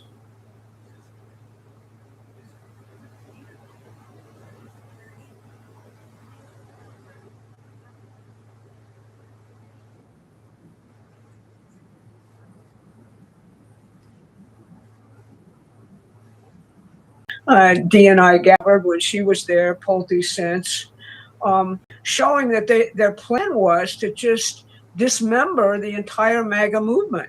They basically had 60 political organizations who were at the center of the machinery which ran, the entire get out the vote operations, the entire messaging operations, all that other stuff. All of them were going to be indicted and wiped out. It was called Operation Arctic Frost. Okay. So, we were headed, Trump wants this fund. He obviously wants to use it to have all of this litigated and out in the open. And Tillis and everybody else is saying you cannot have Todd Blanche as Attorney General. He's killed the fund. He said, we're not doing it. Okay, well, we won't do it. But it's all about, you have to put it in writing in such a way that I see that it will never be resurrected, because you are basically endorsing the rioters of January 6th. Right. All right. So he's holding up the confirmation of the Attorney General of the United States over a personal grudge that he hates Donald Trump. And, the Attorney General does a whole hell of a lot of things other than, basic political prosecutions to get an accounting for what happened in the last period. The federal law enforcement function is terribly important in terms of many things. Dope, as we're finding out, fraud, as we're finding out, actual criminal gang and terrorist activity, All of that stuff comes under the rubric of the Justice Department, and it has to function. And what you're doing is essentially saying, we don't care if it functions or not because we hate Donald Trump. So that's the deal in terms of what's actually happening.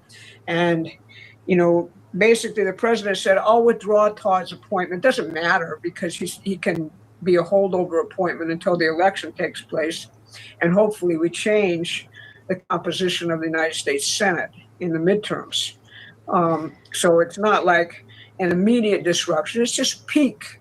And that's the same group of people who are keeping the Save America Act from being passed. The same group of kind of renegades who are just polluting our government at this point. So that's the story. Susan, anything you want to say about that? Well, I think it just underscores the importance of midterms because, again, for the whole peanut gallery out there that says, why isn't Trump doing this? Why isn't Trump doing that? Look at what he's got. Look at this Senate. Look at these nominal Republicans. And, rhinos is probably too kind in terms of a description of them. So look at, and then turn around and look at the courts. So all the, the peanut gallery that wants the perp walks and the convictions and the Guantanamos and all the rest of this, get off your couch and go out and do something to change it in terms of what's going to happen in the midterms, because this is going to be one hell of a fight. The one aspect of Donald Trump's, the size of his cojones is he's going ahead with this Iran expedition because it has to be done for strategic reasons. Do you think he doesn't know what it's doing to him domestically? Mm-hmm. It is hurting. Probably not as much as the polls want to make it. And if you're a political hand in the United States, as Barbara and I have been for a long time. At least a couple of years since you were 21. Couple of years, yeah, really. You know that you don't, especially when you have somebody as unconventional as Donald Trump, you don't take polling 100 days before a midterm and think that it's going to look anything like that when you actually get to the midterm. Although the important thing to remember now in the United States is it's not voting day, it's voting season. And voting season starts in many places at the end of September. So, we are dealing with that bandwidth. But all of that being said, I think there's ample capabilities if enough Americans get their heads out of a rabbit hole and look at this strategic battle that's playing out and get out there and do what needs to be done to make sure that President Trump has the Senate and a Senate and a House that he can at least work with. Yeah. That it's more MAGA, that it's still Republican, and that's going to include some stinky Republicans. Sorry, that's the way it works here in the United States. If you didn't get rid of them in the primaries, you're going to have to live with them until the next election. But that he at least continues to have a Republican Senate and a Republican House, and that it is more MAGA. That's how that's where people's brains need to be. Not again in this, mentioned it in our other discussion, in this dollhouse. Well, why doesn't Trump take this doll and move that doll over there? Why doesn't Barbie just go marry Ken? Susan, don't you understand politics? It's so simple. It's so simple. There's no competing interests. Yes, you want it to be this way, so make it so. Yeah.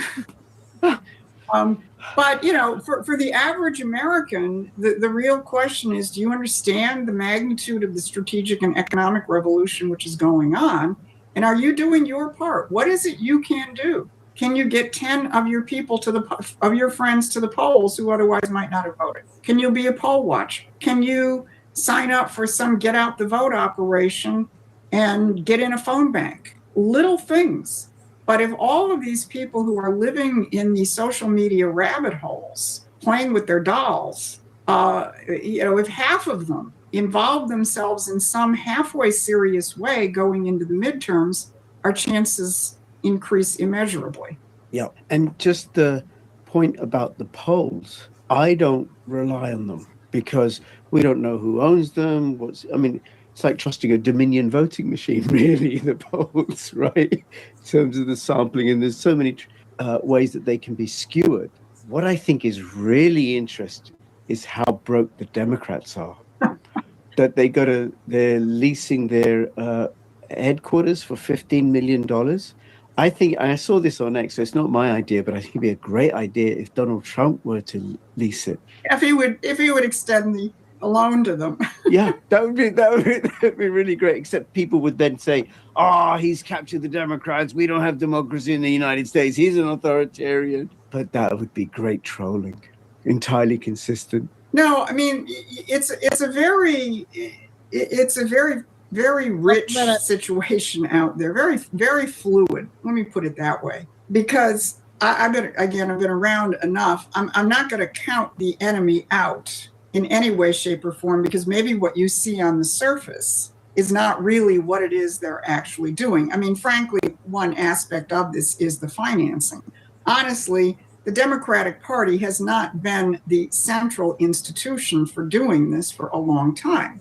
It's been the 501c3s and the 501c4s and the nonprofits and all of these groups that are, there's a famous book written maybe 10 years ago called The Colorado Blueprint, where they looked at how Colorado, which had been a red state, got retooled to be a blue state. And it was through a very painstaking multi-year operation on the ground, setting up various organizations, shifting the mental map of the people of Colorado so that now it's a blue state, with sanctuary cities and all the rest of it.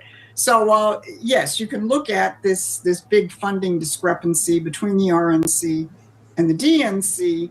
There's another whole side of the picture which is not underfunded, and that is the nonprofits, this entire nonprofit NGO apparatus. Now, again, to the other side, don't think that Trump and his administration don't know that, because a lot of the funding cutoffs that they've initiated through AID and through the fraud investigations are beginning to dry those operations up as well. So it's a moving picture. It's not, any one place at any one time. So there's a lot of bandwidth for us to do our job, but not if anybody is complacent or demoralized. If you enjoyed this clip, then you can find the whole video here.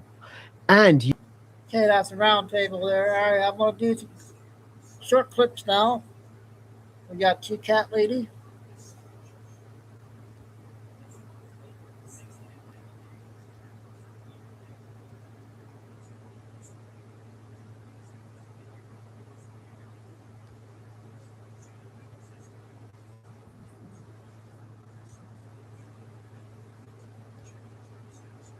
Lucy's on her way home from. I use ChatGPT.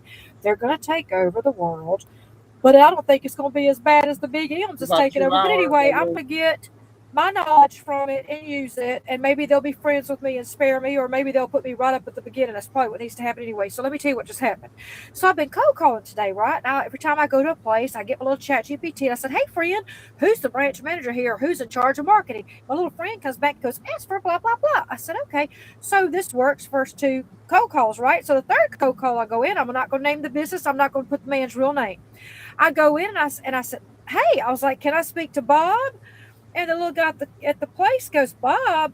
I don't know a Bob." I'm thinking, this already ain't good. So I said, "You're a branch manager, Bob."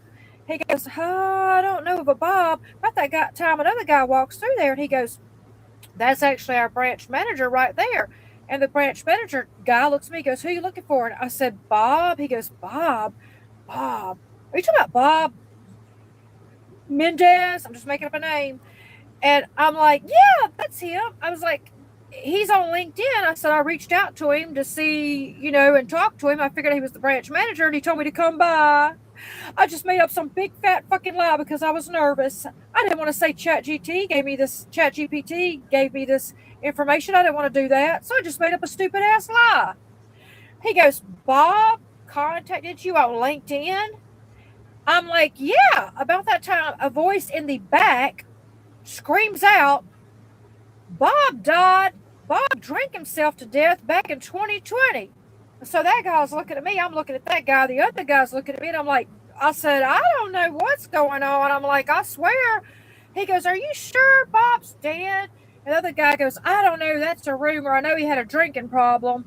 He's like, that's been so many years ago. Guys, are you sure Bob's dead? How about they get out their damn phone and start Googling the word obituary in Bob's name? So then he takes his phone, it shows the dead guy Bob. It shows his obituary. He goes, is this the guy that you talked to on LinkedIn? I'm like, yeah, that's the guy. He goes, oh my gosh, guys, Bob's LinkedIn has gotten hacked. Does anybody know who his wife was? Somebody's accessed Bob's LinkedIn. I'm going, I'm going to come back into my car and I'm going to smash my phone into 1,000 pieces.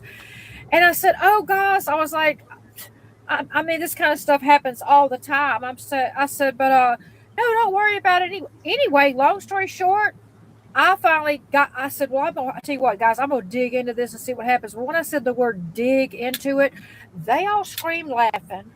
Okay, I guess I didn't realize the word dig, dead, grave. Anyway, long story short, guess what? I just scored me a new customer because they laughed, had so much fun. They told me to come back by and see them. So I guess the moral of the story is ChatGPT is not that bad anyway. It's not that bad. You got to be a customer. They thought that he had been hacked. I came in asking for a dead man today. How's your day been? Let me tell you what ChatGPT just did to me, okay? And yes. Yeah, I got a second one. It's kind of quiet today, not yelling today.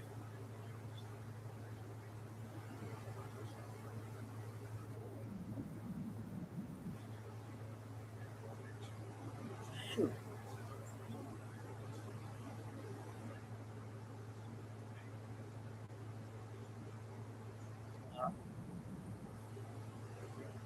What happened?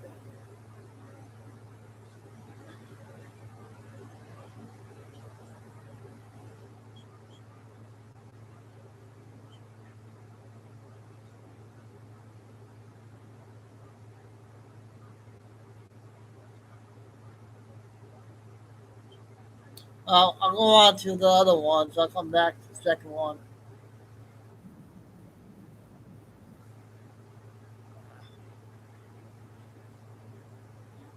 I gotta see where I'm at.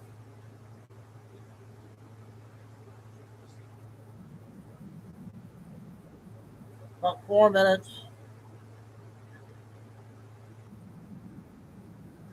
Last time, but today I actually want to expand on the last point that I made and focus on the job and economic impacts and how it applies to Lakeland.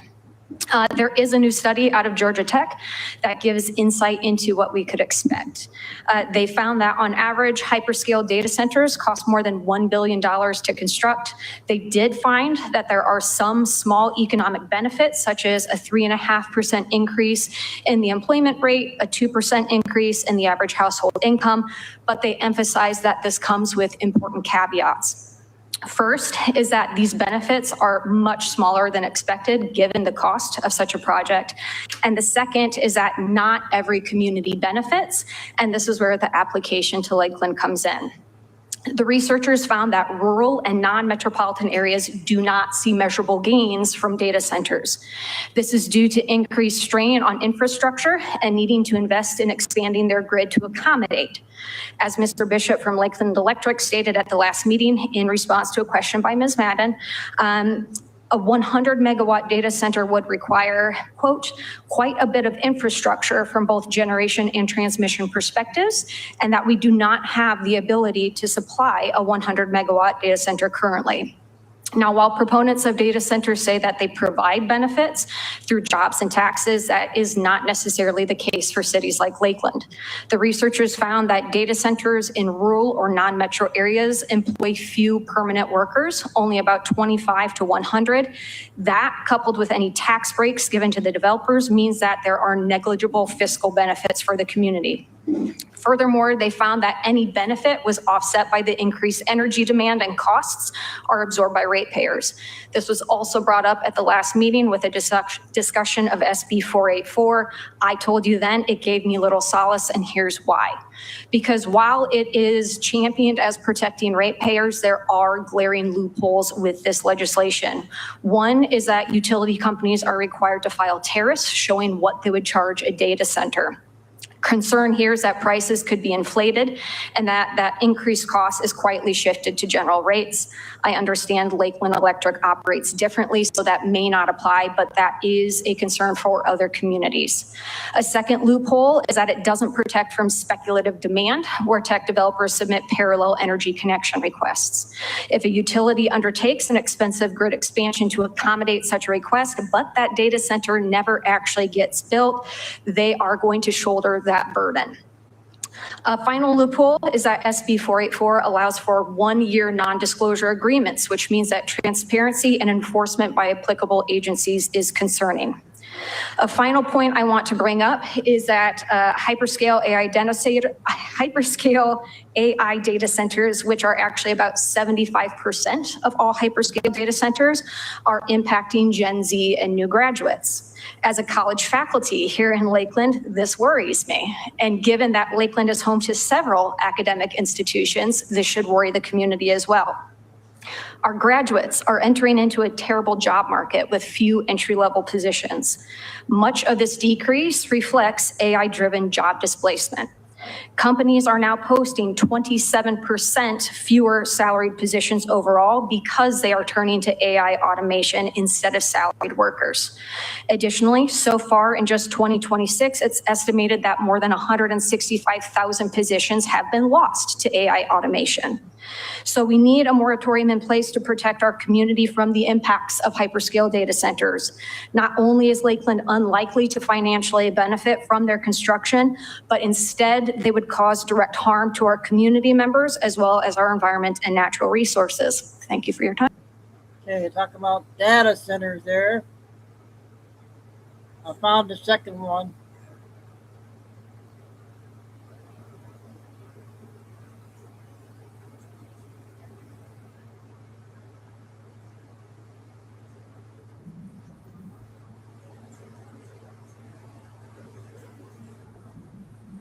Apocalypse.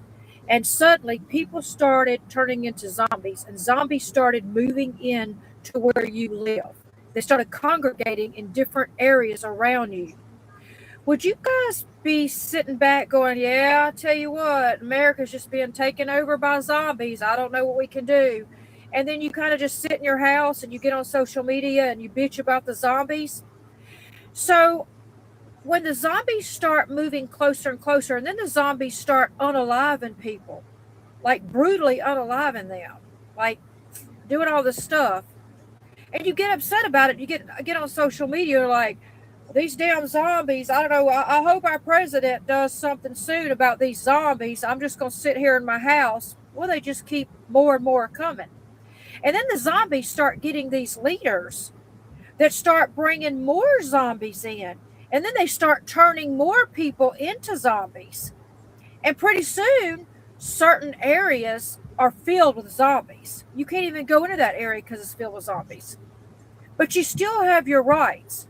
You still have your voice. Do you still sit and go, I'll just stay at home and hope somebody else fixes it? I want you to put 2 and 2 together, because I can't put 2 and 2 together on here, because if I do that, it doesn't equal 4. It equals being violated by TikTok. So should I call them zombies or mundamis? You put it together. Oh, hey guys, quick question. That was a good one. Okay, I got Penny Johnson, a 4 and a 3 with Rudy.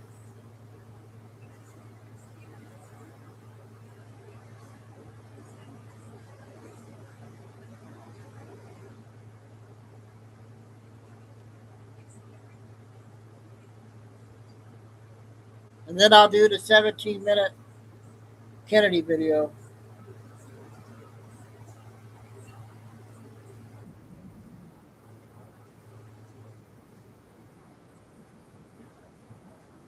Are suspicious. You can dig in the article here, and they ran an analysis of these votes and found that there were hundreds of thousands that were either deceased, didn't have proper social security numbers, or weren't legally registered to vote in New York City, and that with 1.1 million votes going to Mandami, he won by a margin of 200,000. And that's the margin of fraud that this analysis found. Right here, I'm reading directly from the article and from the data. Around 1 million votes cast in the election, 7% of them were from non-existent records, 6% were from a range of Social Security numbers that are not possible, so fake Social Security numbers, 10% do not live in New York and cannot legally vote, and 1% have no Social Security numbers. So, do you think this election was fraudulent? I don't know. I think the margin was large enough so it didn't have to be. It's a different question than, do I think the Democratic Party cheated in this election? The answer to that is a resounding yes. The Democratic Party has cheated in almost every election since Boss Tweed. And when they don't have to, they do it for practice so that they can do it when they really have to. So the reality is that the Democratic Party in New York could probably be one of the examples, if someone wanted to write a good book about it, as the most crooked enterprise in the history of the United States. It has a history not unlike the mafia. And it worked very closely with the mafia. The head of the Democratic Party in New York for some period of time was the closest friend of the head of the mafia. So we got 170 years of fraud in New York. We've got a judicial system that's a joke.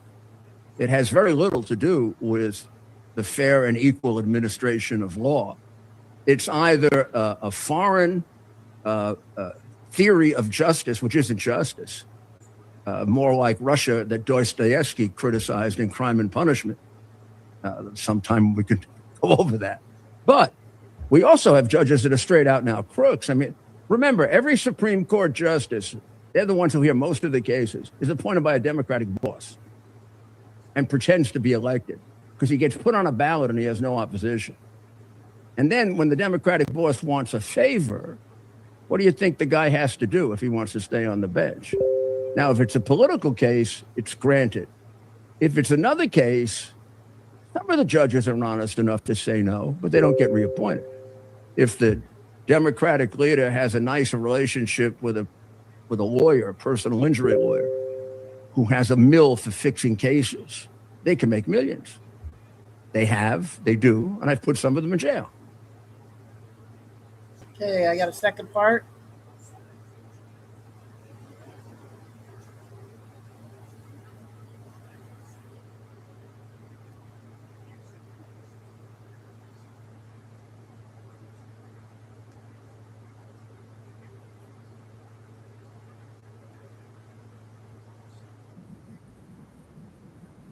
Five minutes almost.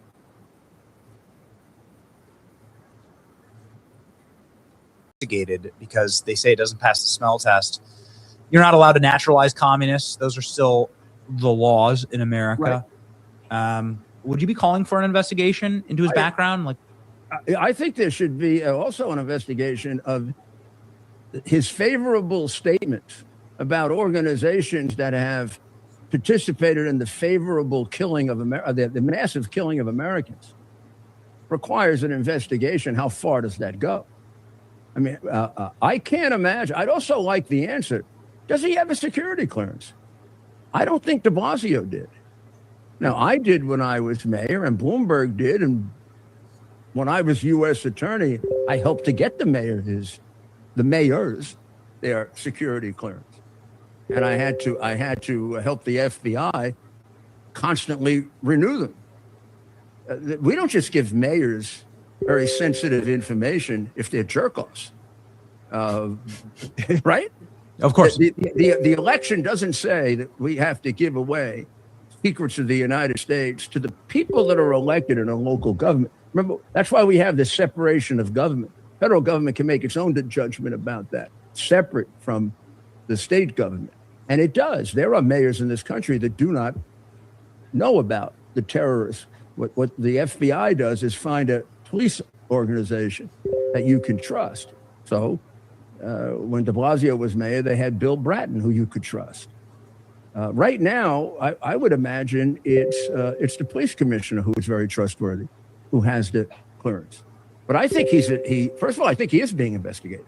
not necessarily criminally, but from a foreign intelligence point of view, I would be shocked if we're not all over him to see who he's communicating with, because he gives the impression of somebody who could be doing things that jeopardize our country.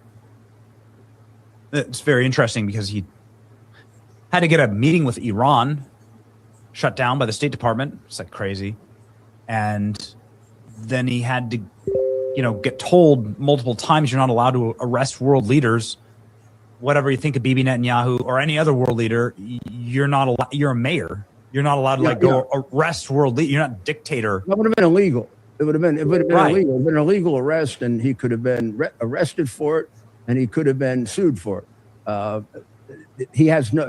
International Court of Justice has no jurisdiction. It would be as if Putin issued an arrest warrant for me or you, and or Xi Jinping or the Ayatollah. It has no authority. It's a false arrest. That's what he was recommending the crime of false arrest for the Prime Minister of Israel, and spending his time with people who were involved in the 1993 murder of New Yorkers for the cause of Islam. The guy he describes as the most powerful imam in New York, co-conspirator in the 1993 bombing, and much more than a co-conspirator, evidence about his involvement in helping to hide the blind sheikh who did it. He promotes this guy as the most prominent voice in the Islamic community. And if you consider, and I know that people, when they hear me or any of us, when we talk about the bad part of the Muslim, they don't talk about the good part of the Muslim. There are a lot of very, very good Muslims. There are a lot of Muslims that want to be led in the right direction. There are a lot of Muslims who are going in the right direction. But then when you start electing the ones that are going in the wrong direction, you throw everything off. The marginal people in the Muslim community move in that direction. And the rest of the country starts to define the whole community that way. And so the Mandamis, the guy up for election tonight, everybody better stay up late tonight to see if we aren't sending another communist, Islamic terrorist-loving guy to the Senate, Sayat. Yes. I can't believe this. The things that he says, and he has a liberal Democrat running against him. I mean, I wouldn't vote for her because she's too liberal. In that election, I'd vote for her to save my life. Okay. I'm going to do 10 short ones, and then we'll do the 17 Kennedy. Come back and do 10 more short ones. I got a lot of good short ones to play. No big ones tonight.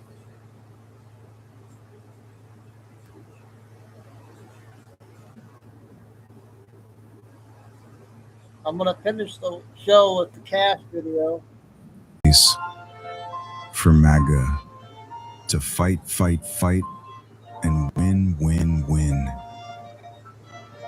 Because we need that, all of us. The indescribable feeling we get when we hear the national anthem. And stand together, stronger than ever before. Under this administration, we're going somewhere we've never been. We aren't just watching history, we're making it. Rebuilding our country better than ever. A country where we don't do heartbreak, we do victory. An America that is safer, more secure, more prosperous. And any setbacks that stand in our way simply makes the comeback that much sweeter. Welcome to the golden age.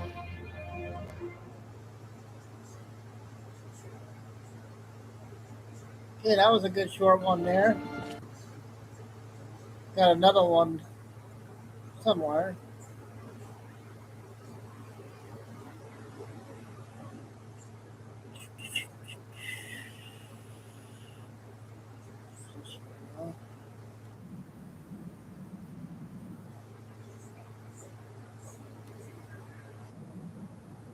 You stayed faithful. yet you're the one drowning in pain. Meanwhile, those who mocks God sleeps peacefully, grows richer, and seems to have everything. You ask why? Let me tell you why. The devil doesn't always destroy people with suffering. Sometimes he destroys them with comfort. He gives them success, wealth, pleasure, and pride. Anything that keeps them from falling to their knees before God. Sin is a prison that doesn't look like a prison. The door is wide open, but no one walks out because the cell is too comfortable. Then one day, time runs out. The door slams shut. What they thought was freedom becomes an eternity they can never escape. So don't envy the life that leads away from God. Fight the battle. Carry the weight He has placed on your shoulders. Stay faithful. This world will end. Eternity never will. Okay, our Lion channel there.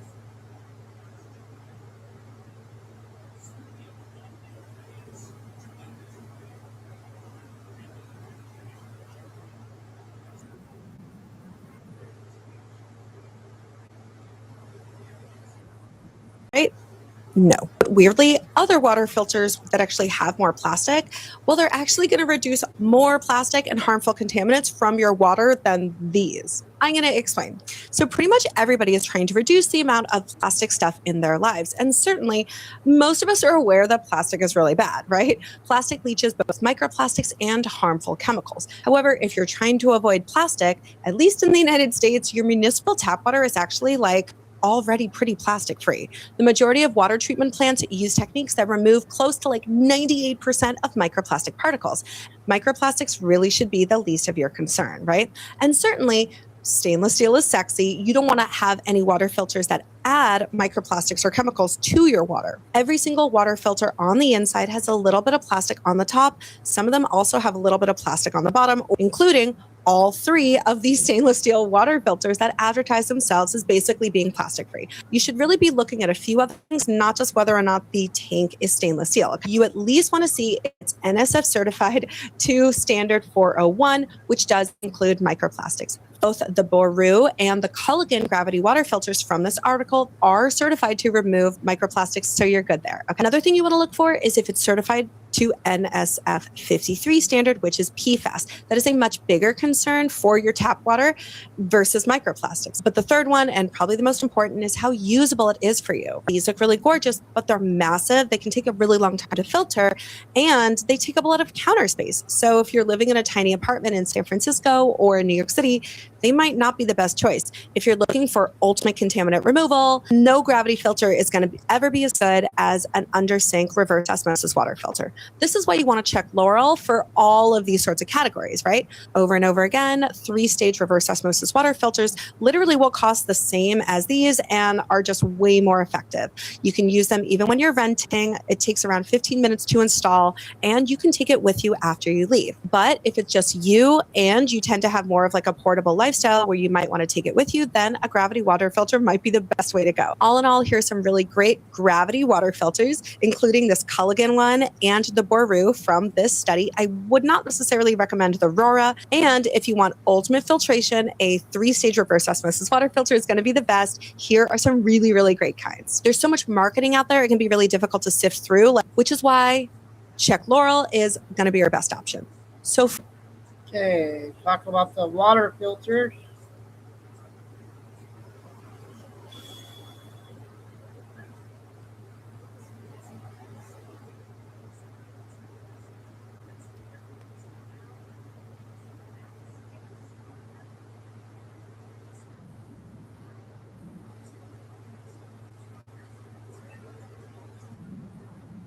So the Feast of Trumpets, or Rosh Hashanah, is on September the 22nd through September the 24th this year. And we all know that it starts at the sliver of the new moon. But there's something really strange about all this. We know that the Feast of Trumpets or Rosh Hashanah starts at the sliver of the new moon.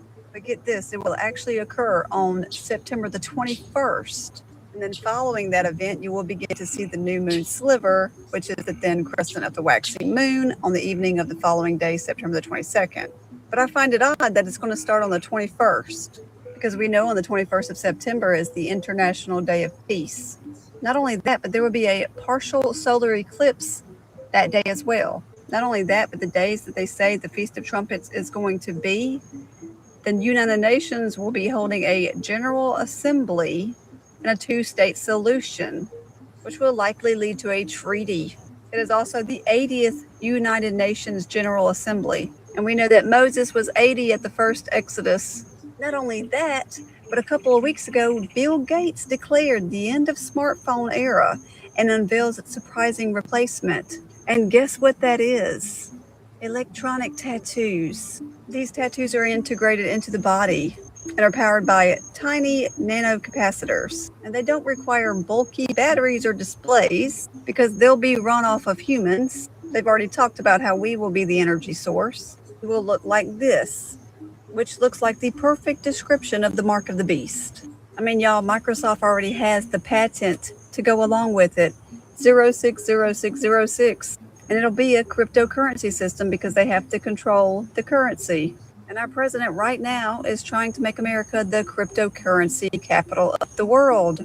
For the ones who don't know, this patent talks about how this device or tattoo, because that's what it's going to be, will be run off of human body activity associated with a task provided to a user and may be used in the mining process of a cryptocurrency system. The server will provide a task to the device of a user, which is communicatively coupled or comprised, and the device of the user may sense body activity of the user. Then the body activity data will be generated based on the sensed body activity of the user. And when that body activity data satisfies one or more conditions set by the cryptocurrency system, it rewards cryptocurrency to the user whose body activity data is verified. Just like the beast system, you get paid if you do what they say. The signs are everywhere. On September the 7th this year, there will be a blood moon at 9:11 p.m.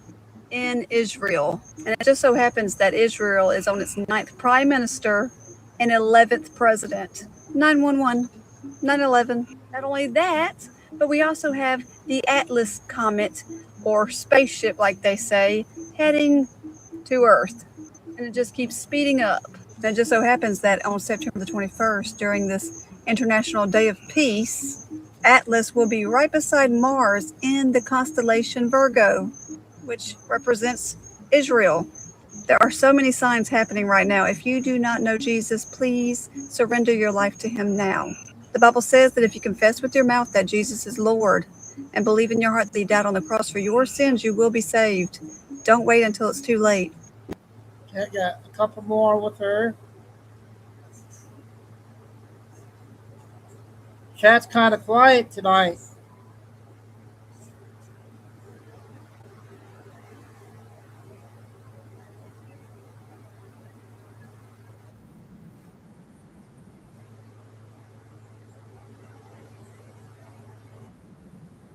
I'll show you why I know this. From the Dead Sea Scrolls, we learned about the Essenes. They believed the world was on a 7,000-year time clock, along with many of the early church fathers. Just like the Lord took 7 days to create the world, they believe each day represents 1,000 years, and that every 2,000 years is a different age. The first 2,000 years was the age of creation. The second 2,000 years was the age of Torah.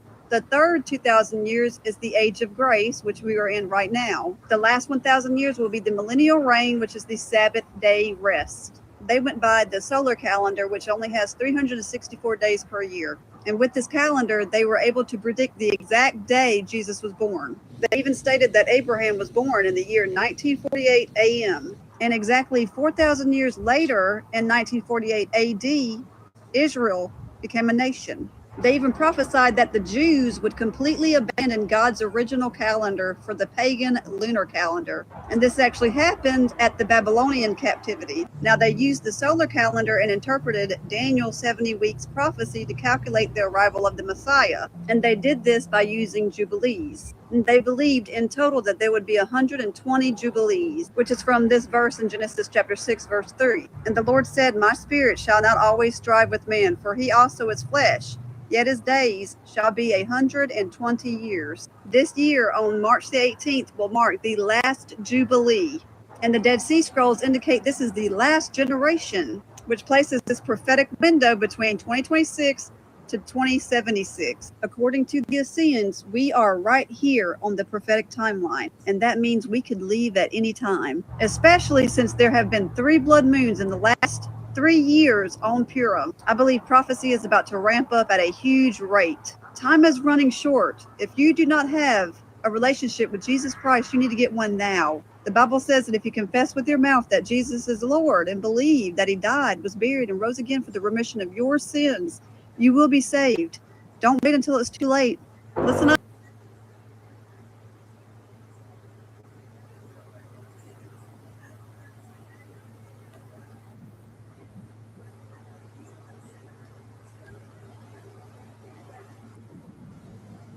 Testimony about America's COVID-19 response, and many of you wrote to me asking questions like why someone who already received a preemptive pardon would plead the Fifth, and whether Fauci could still face charges. So let's talk about it. As always, this is unbiased, just the facts, so you are as informed as possible. First, what does it legally mean to plead the Fifth? The Fifth Amendment of the Constitution says that someone can refuse to answer a question if answering truthfully could expose them to criminal prosecution, or it might help investigators build a case against them. This is known as the right against self-incrimination. Now, we normally hear about this protection being applied in the courtroom, but it also applies in congressional hearings. And pleading the Fifth doesn't mean that someone's automatically guilty. It means that that person or their attorneys believes that answering the question could open them up to criminal prosecution. Generally speaking, somebody can only plead the Fifth when there is a real risk of prosecution that comes from answering the question. And the Supreme Court has held that when a pardon completely removes the risk of prosecution, a witness generally has to answer questions about that offense. So how does Fauci's pardon play into this? Well, before leaving office, President Biden issued a full and unconditional pardon for Dr. Fauci, which covered actions taken from January 1st, 2014 to January 19th, 2025, as long as the conduct was related to specific government positions that Fauci held. Fauci's pardon is broad, yes, but it doesn't cover everything. So, for instance, it only covers federal offenses.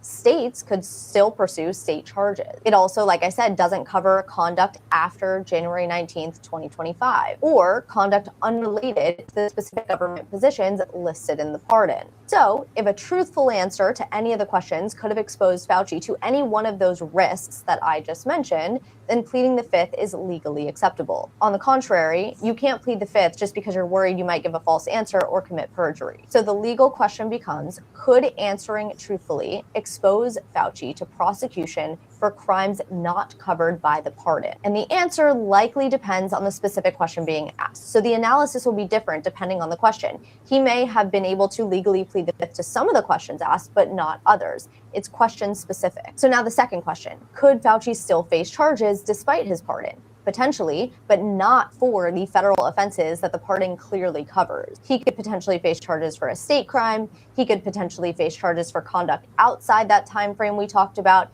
He could potentially face charges for conduct unrelated to one of those government positions that was specifically listed in the pardon. He could face charges for a new crime that's been committed, such as lying under oath. And then there's also the separate possibility involving contempt of Congress. Senator Rand Paul says the committee will consider referring Fauci for criminal contempt of Congress due to his refusal to answer questions. That conduct happened after the pardon, so the pardon wouldn't automatically cover that kind of criminal charge. But any potential case would come down to whether Fauci's Fifth Amendment claims were valid. And that might ultimately have to be looked at question by question. It also might have to be looked at by a court. Now, I know that was a lot. So if I had to summarize this into one sentence, it would be this. Fauci's ability to plead the Fifth, despite his pardon, comes down to whether answering a question truthfully could expose him to criminal prosecution for crimes not covered by the pardon. I'll, of course, be covering Fauci's appearance in more detail on Monday's episode of Unbiased Politics, which is a nonpartisan news show available wherever you listen to podcasts. So that's a good one from her. She normally does only a 2-minute clip.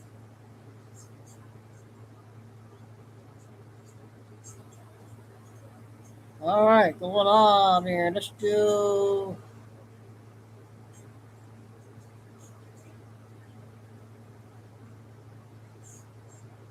eight-minute one.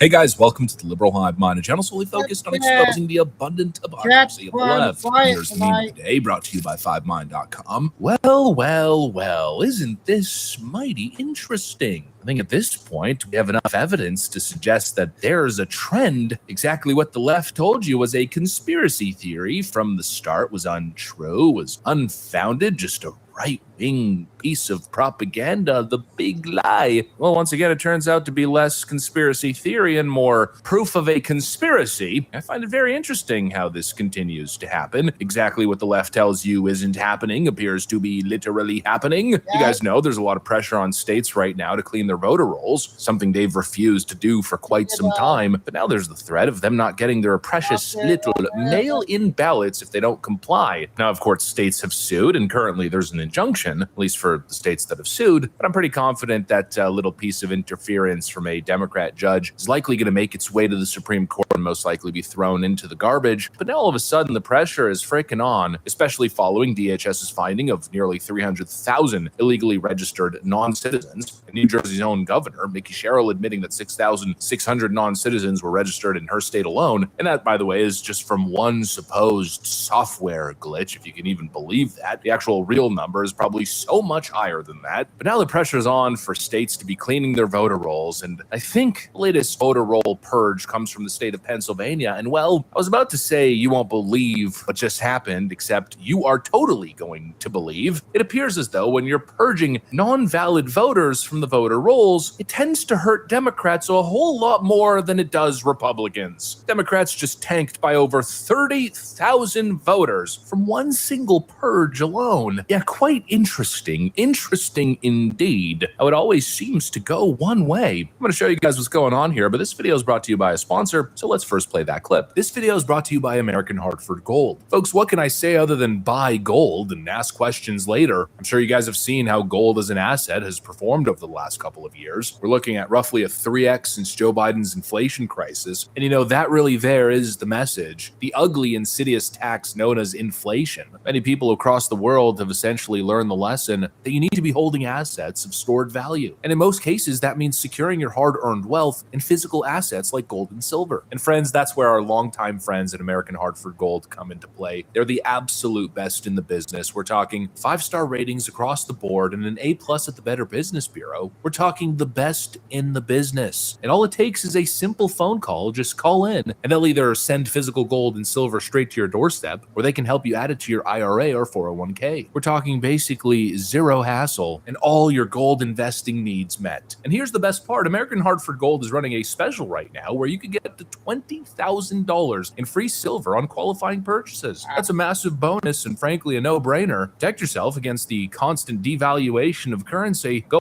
in 1 week. The Democrats are down 57,000 votes after the purge, with a net gain for the GOP being over 30,195. Last week, Democrats led statewide by 56,000 voters. The Democrat lead has been cut by more than half, all the way down to a 26,000 voter registration edge. The numbers are posted here, with Democrats losing more than double the amount of registered voters than Republicans in this single purge alone. Gotta tell you, that's quite interesting, you know? For some reason, every time we're purging, all of a sudden it's Democrats that seem to be getting hurt the most. Who knows? Maybe this has something to do with the fact that they don't want audits, they don't want transparency, they don't want to fork over their rolls and actually comply with the federal government in making sure that only citizens are registered to vote. But one thing's for sure, this proves once again without a shadow of a doubt that they are hiding something, and that very clearly they are full of absolute crap. They've been telling you forever, oh, it ain't happening, except for that time where it happened in New Jersey, except for that time where it happened in California. What do you mean there's non non-citizens or ineligible voters casting ballots in American elections. That could never happen, don't you know? It's illegal, dummy. Meanwhile, Senator Dave McCormick writes, a non-citizen registered to vote in Lancaster County and casted a ballot. Pennsylvania Department of State is calling it a human error. Yeah, I wonder how many times these human errors are happening. Or as Mickey Sherrill attempted to play it off as just an innocent software glitch that nobody could have controlled. It's unacceptable that the vendor released software with such a glaring error.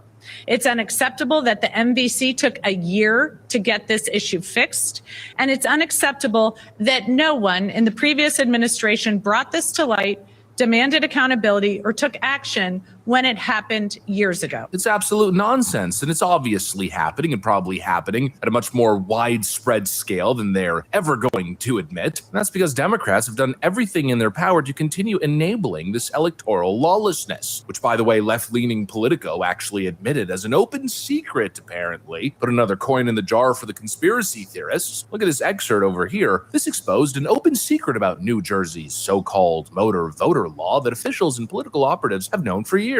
There's little to stop non-citizens from registering to vote if they want to, or even by mistake. And election officials and campaign consultants from both parties believe that the number of non-citizens being added to the voter rolls is significantly higher than the 6,600 that Mickey Sherrill cited, because the state has been automatically registering drivers since 2018, and her figure covers only from June 2023 to June 2024. In other words, they've been registering non-citizen voters for the past 8 years. And that's just what we know of, by the way, from this particular law. And let's just do a little bit of math. You've got one fiscal year from June 2023 to June 2024, which accounted for 6,600 voters. Well, simple freaking math, let's multiply that by 8 years. And all of a sudden we see a number of 52,800 potential registered voters if that rate continued throughout that 8-year process. Now, it's probably not that consistent of a number, especially considering the worst numbers likely came from the 4 years of Joe Biden. But let's say it was half that. You're still talking nearly 30,000. Let's say anywhere from 25,000 to 50,000 people who are illegally registered to vote. Between that and very dishonest ballot harvesting, pay-for-play NGO schemes, that's enough to swing the election. That should be enough concern to really start digging into this, but for some reason the Democrats don't. They refuse. And that's the travesty of this whole thing. They continue to gaslight people. It's not happening because it's not happening because we said so. It's not happening because it's already illegal, dummy. Don't you know that no one's ever broken a law? No one's ever actually engaged in an activity that was deemed illegal. That seems to be Elizabeth Warren's argument from 2 weeks ago. It is already illegal for someone who's not an American citizen to vote. But very clearly, there is something amiss. There is something happening. And the American people deserve transparency. They deserve to know the truth, not to be reassured of what the Democrats want to project. And while they're being denied that transparency, what I believe is frankly a right. It's an absolute travesty, a complete injustice, a betrayal of the voters. And once again, it appears as though the benefit when it comes to ineligible voters on the voter rolls seems to go always in the direction of the Democrat Party. But oh, I must just be a conspiracy theorist if I believe that to be suspicious, huh? Anyways, that's what I got. Thanks for watching, and I'll see you on the next one. From the hoodie. All right, let's get the 17-minute Kennedy video today.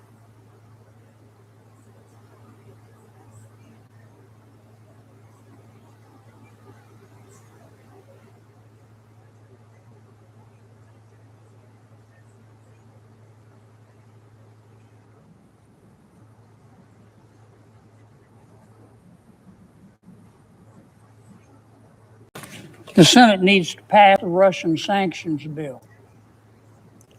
And we need to do it now. We have the votes. Let's vote. Ukraine has Putin down and is choking him. We need to help Ukraine choke him to death. I'm sorry the people of Russia are having to undergo what they're undergoing. I'm doubly sorry the people of Ukraine are. But it's not going to stop until Putin understands, and we make him understand, that the cost of his barbarism outweigh the benefits. For the first time since 2022, through sheer will and some big brains, and help from Europe and help from the United States, Ukraine has Putin on the back foot. It's truly remarkable. I remember when Putin invaded in 2022, all the experts said, Putin is going to roll through Ukraine like thunder on a summer night. Headed toward Kyiv, is going to take it over. In fact, President Biden then asked President Zelensky if he needed help evacuating. And I'll never forget what President Zelensky said. It was one of his finest hours when President Biden asked him if he needed a ride, needed help getting out. He said, I need ammunition. I need ammunition, not a ride. We should have known then that the Ukrainian people are tough as a pine knot. And I guarantee you, in his heart of hearts, Vladimir Putin wishes he'd never started that fight. Putin thought time was on his side. It's not on his side anymore. Russia's had, unfortunately, 1.4 million soldiers die. He's having a hard time recruiting new ones. His flow of voluntary soldiers has dried up.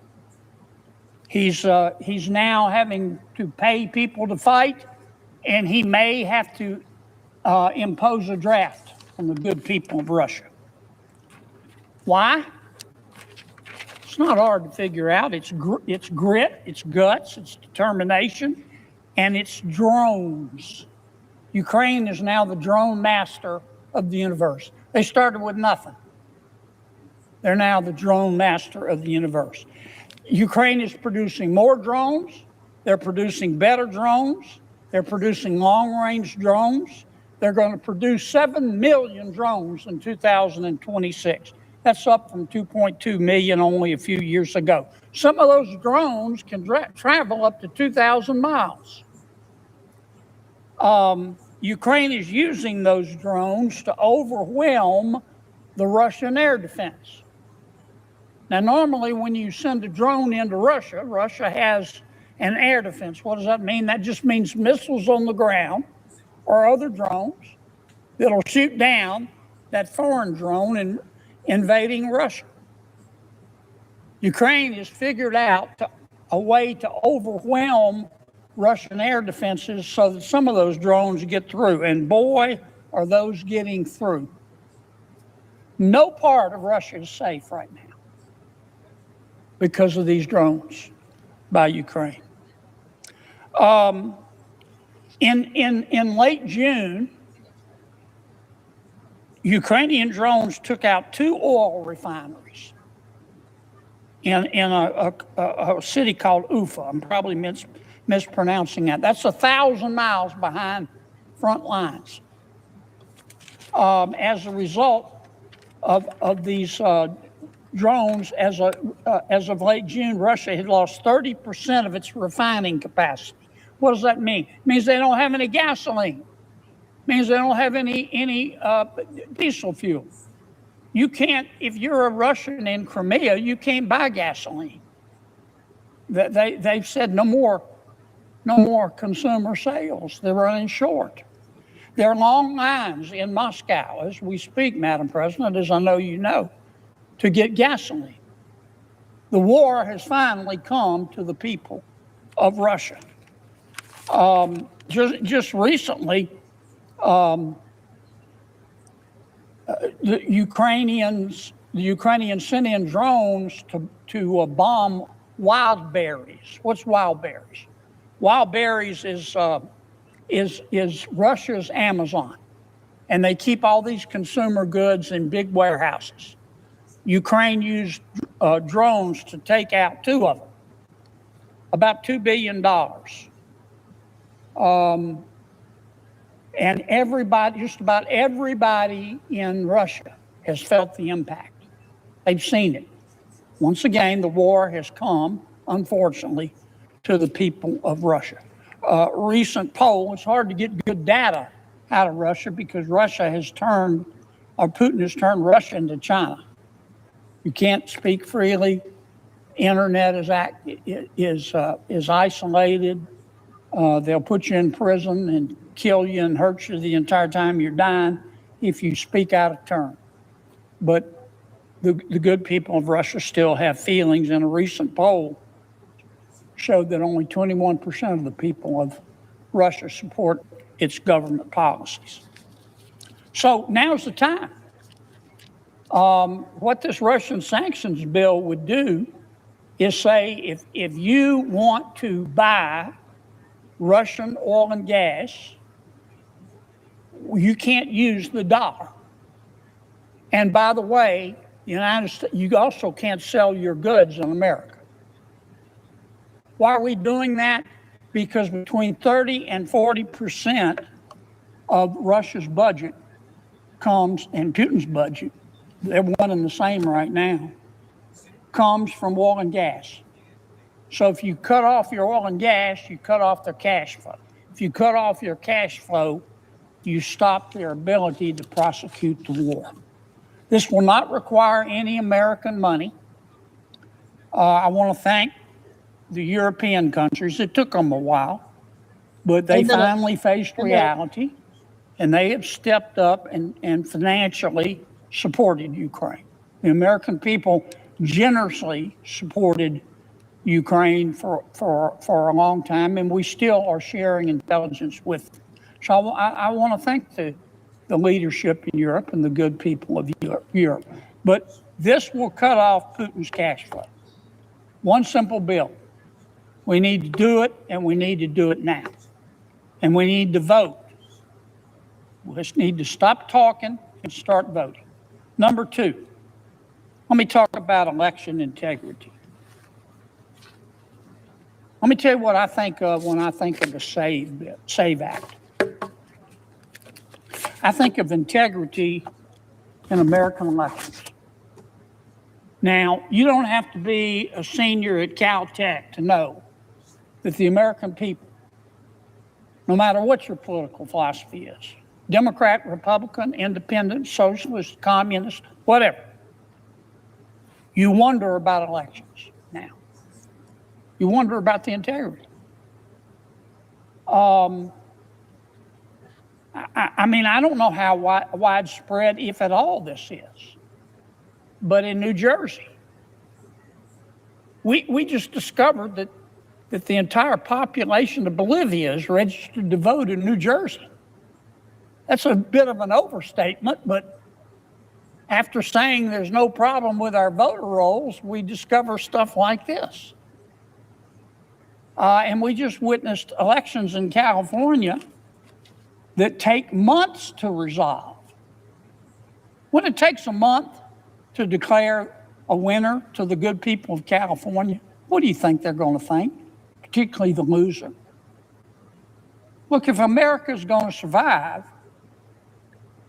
we've got to be, in terms of your party, you've got to be willing to lose and accept that you've lost.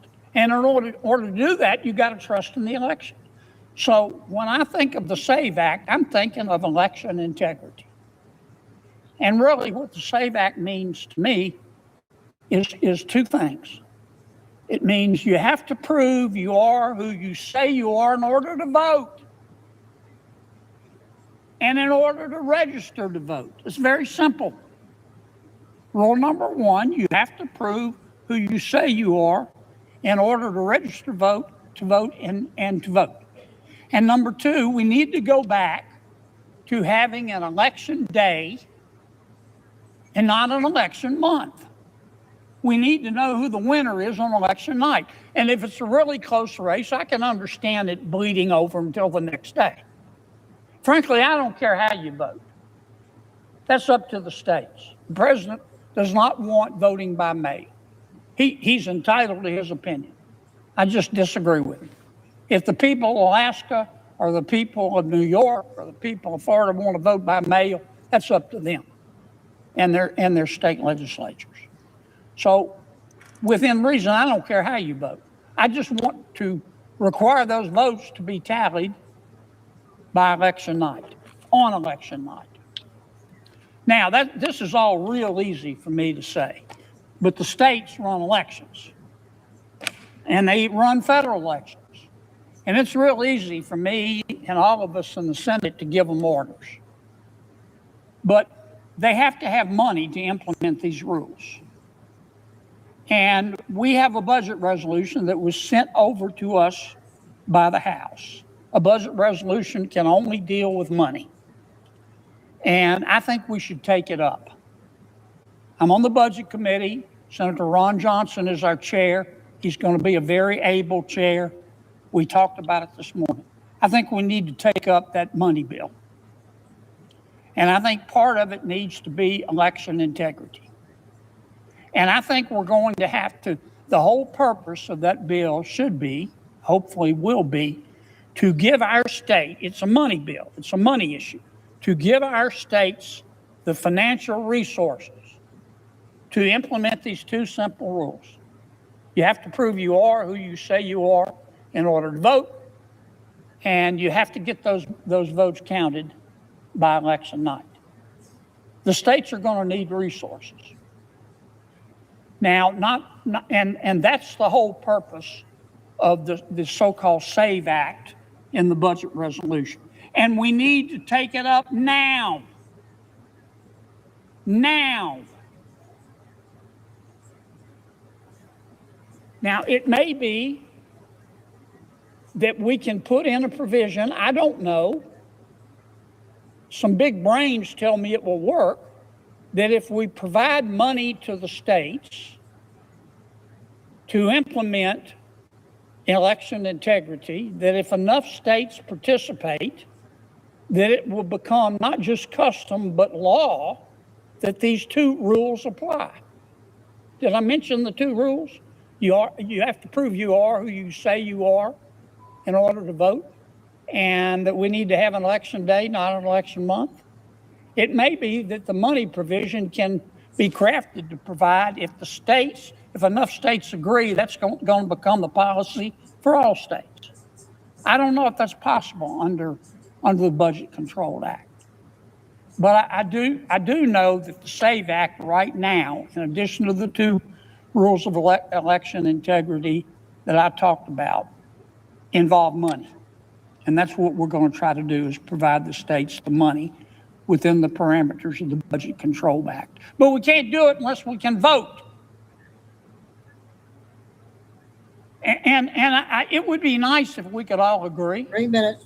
It would be nice if we can all have meetings and talk about it and give and take. I'm all for that.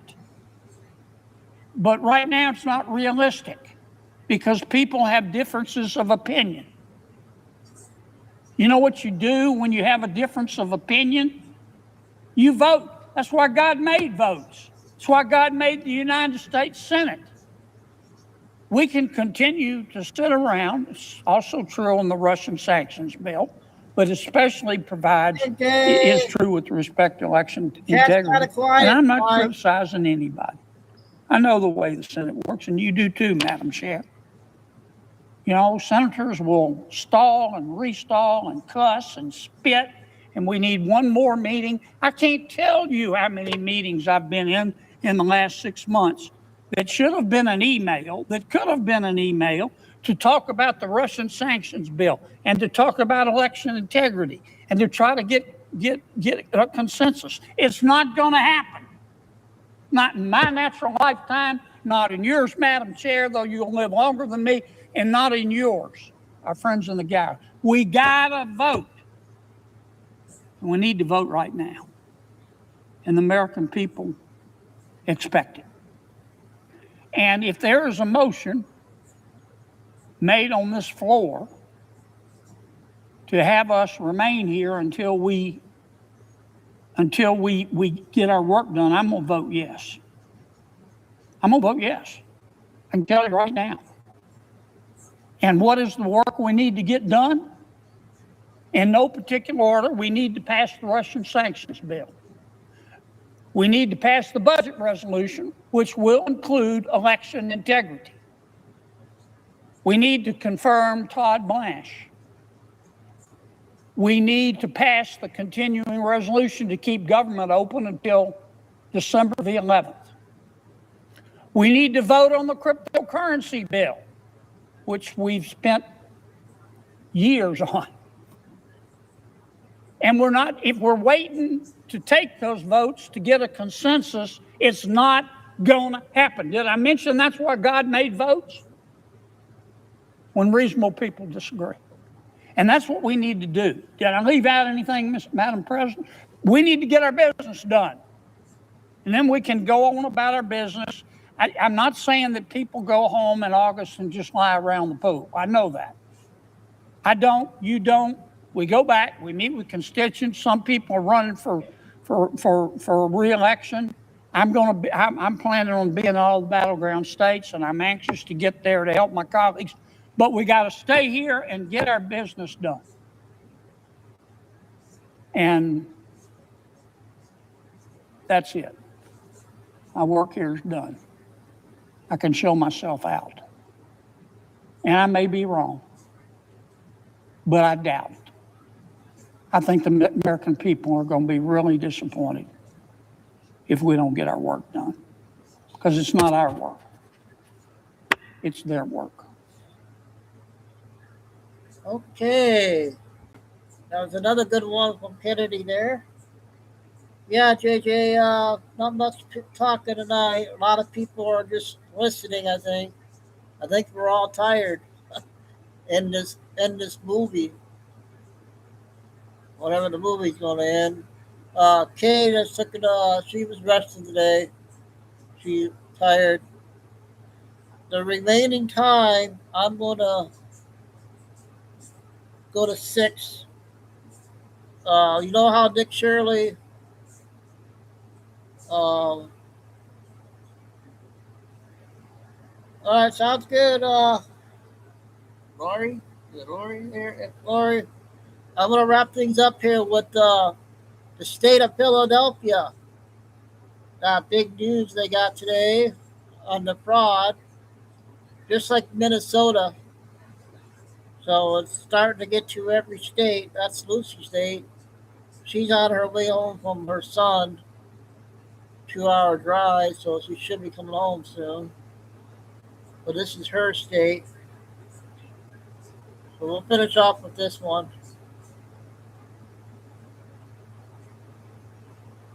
No big videos today. There was no big videos.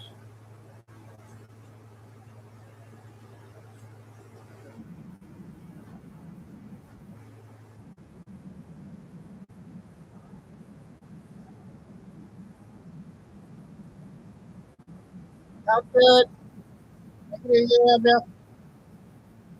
Pennsylvania's Medicaid fraud program and resulted in over $4 million of fraud. 18 of these defendants were charged in the last 12 days as part of a strategically coordinated law enforcement operation between the Fraud Division, the U.S. Attorney's Office, and the Pennsylvania Attorney General's Office. The cases today build on the work that we recently announced in Minnesota, where we charged 15 defendants for systematically looting 7 state-managed Medicaid programs out of more than $90 million, treating those programs like a piggy bank until one of them had to be shut down entirely because there was nothing left. The shelves were empty. The Commonwealth of Pennsylvania is one of the highest spenders for home care services in the nation, with spending on home care services exceeding $8 billion in 2025 alone. These home care programs are designed to allow America's most vulnerable to live with dignity at their own home instead of being forced to leave their families for a nursing home. The program is innovative. It allows friends and family members to receive funds from Medicaid to provide necessary physical care for a loved one. Used properly by honest citizens, the program allows those with physical ailments to be cared for by those they trust the most. But infiltrated by greedy and deceitful opportunists, this program becomes a money tree, a gravy train for criminal fraudsters. The cases today make that abundantly clear. They are not paperwork errors or good faith accounting errors. They involve supposed home health aides who billed the taxpayer for home care services but never actually provided those services, and supposed Medicaid patients who conspired with other fraudsters to bill the taxpayer for completely unnecessary health services.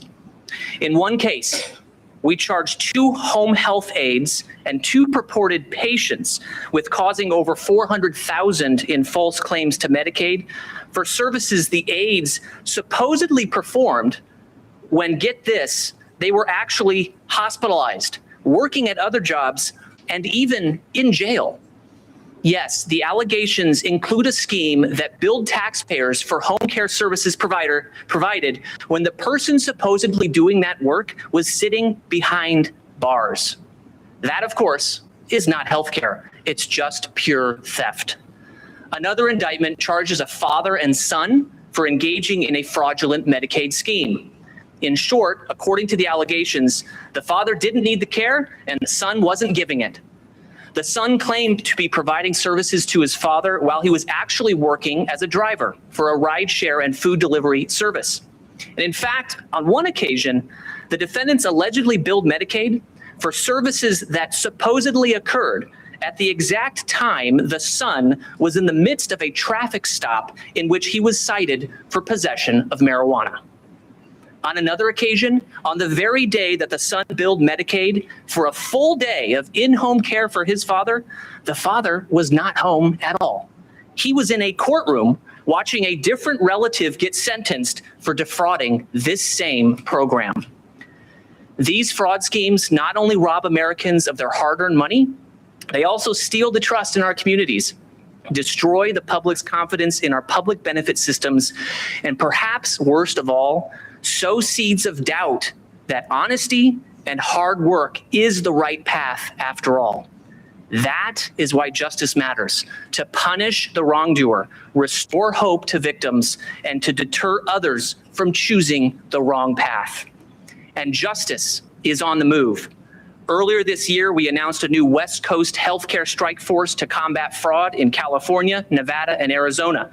We have also announced a Medicaid strike force approved by Acting Attorney General Blanche to mobilize 15 additional fraud prosecutors nationwide to combat Medicaid fraud. Just last week, we convened a historic federal-state partnership event in Columbia, South Carolina, where leaders from across 7 states in the Southeast gathered to strengthen coordination and expand joint anti-fraud initiatives. And we have launched a historic $300 million grant program to allow state and local prosecutors to join the DOJ and fight fraud and other crime. I thank Attorney General Sunday for being one of the very first offices to join our grant program, and we look forward to receiving multiple special prosecutors from the Attorney General's office in the near future. As another step in our growth plan, we are announcing today that our Northeast Healthcare Strike Force team is expanding here to Philadelphia. This will place dedicated fraud prosecutors right here to further root out the fraud in Pennsylvania. This district has a long-standing tradition of not only prosecuting egregious frauds like the ones charged today, but also a history of excellent corporate enforcement, both civilly and criminally. In fact, today, the U.S. Attorney's Office is announcing charges against not only individuals, but a company, a home health agency that participated in the fraud. We are proud to join in partnership with U.S. Attorney Metcalf to ramp up our collective efforts to root out fraud here in Philadelphia and across Pennsylvania. This remains the early stages of the build-out of our fraud-fighting team. With the support of President Trump, Vice President Vance, and the White House Task Force to Eliminate Fraud, Acting Attorney General Blanche, and the entire fraud-fighting apparatus, the Department of Justice will continue expanding our reach across the country to pursue all fraud, no matter how large, no matter how small, no matter how hard. And I will conclude with this. To those taking advantage of home health funds that are so critical to allowing aging and ill Americans to live and receive care at home, your time is up. We will no longer tolerate fraud against our most vulnerable citizens and our most important health programs. And to anyone engaged in healthcare fraud of any kind, of any size, we see you, and we are doing everything we can to bring you to justice. The era of getting rich off the backs of our programs for our sick, elderly, and disabled is over. Thank you all for being here. I'll now turn the podium over to Dr. Oz. With our democracy on the line against Donald Trump, Abdul El Sayed told Democrats to vote uncommitted. Even after Governor Whitmer warned those efforts would help elect Donald Trump, Abdul El Sayed didn't care. Here's how I got rid of bed bugs for less than $50. You know, I always thought our home.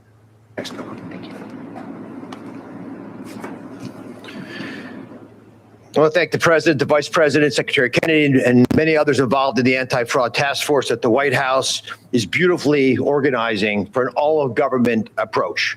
And I say that because with using all the lever arms that the federal government has allows us to help and protect people who are dependent on Medicare and Medicaid, as you'll see during these presentations. Colin, the all-star team you put together, there's many members on the dais, but the U.S. Attorney's Office, the Eastern District of Pennsylvania, the Northeast Strike Force, the DEA, FBI, HHS OIG, the Criminal Investigation Units, the Pennsylvania Attorney General's Office, all these groups have come together. We need states involved, and I'm speaking to that issue as the person who has to look at all the numbers as the administrator of CMS. Now, we're facing a personal care services crisis around the country. The surge in enrollment of individuals in these programs is stunning. So shocking, we have to double check our numbers. We don't think it's possible that it's happening, but it is. In California and New York, the number1 job in the entire state is personal care services. Guess what? It's good to be home because it's true in Pennsylvania too.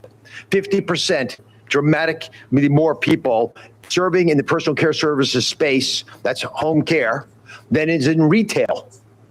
That's where Pennsylvanians are going. It's becoming a jobs program.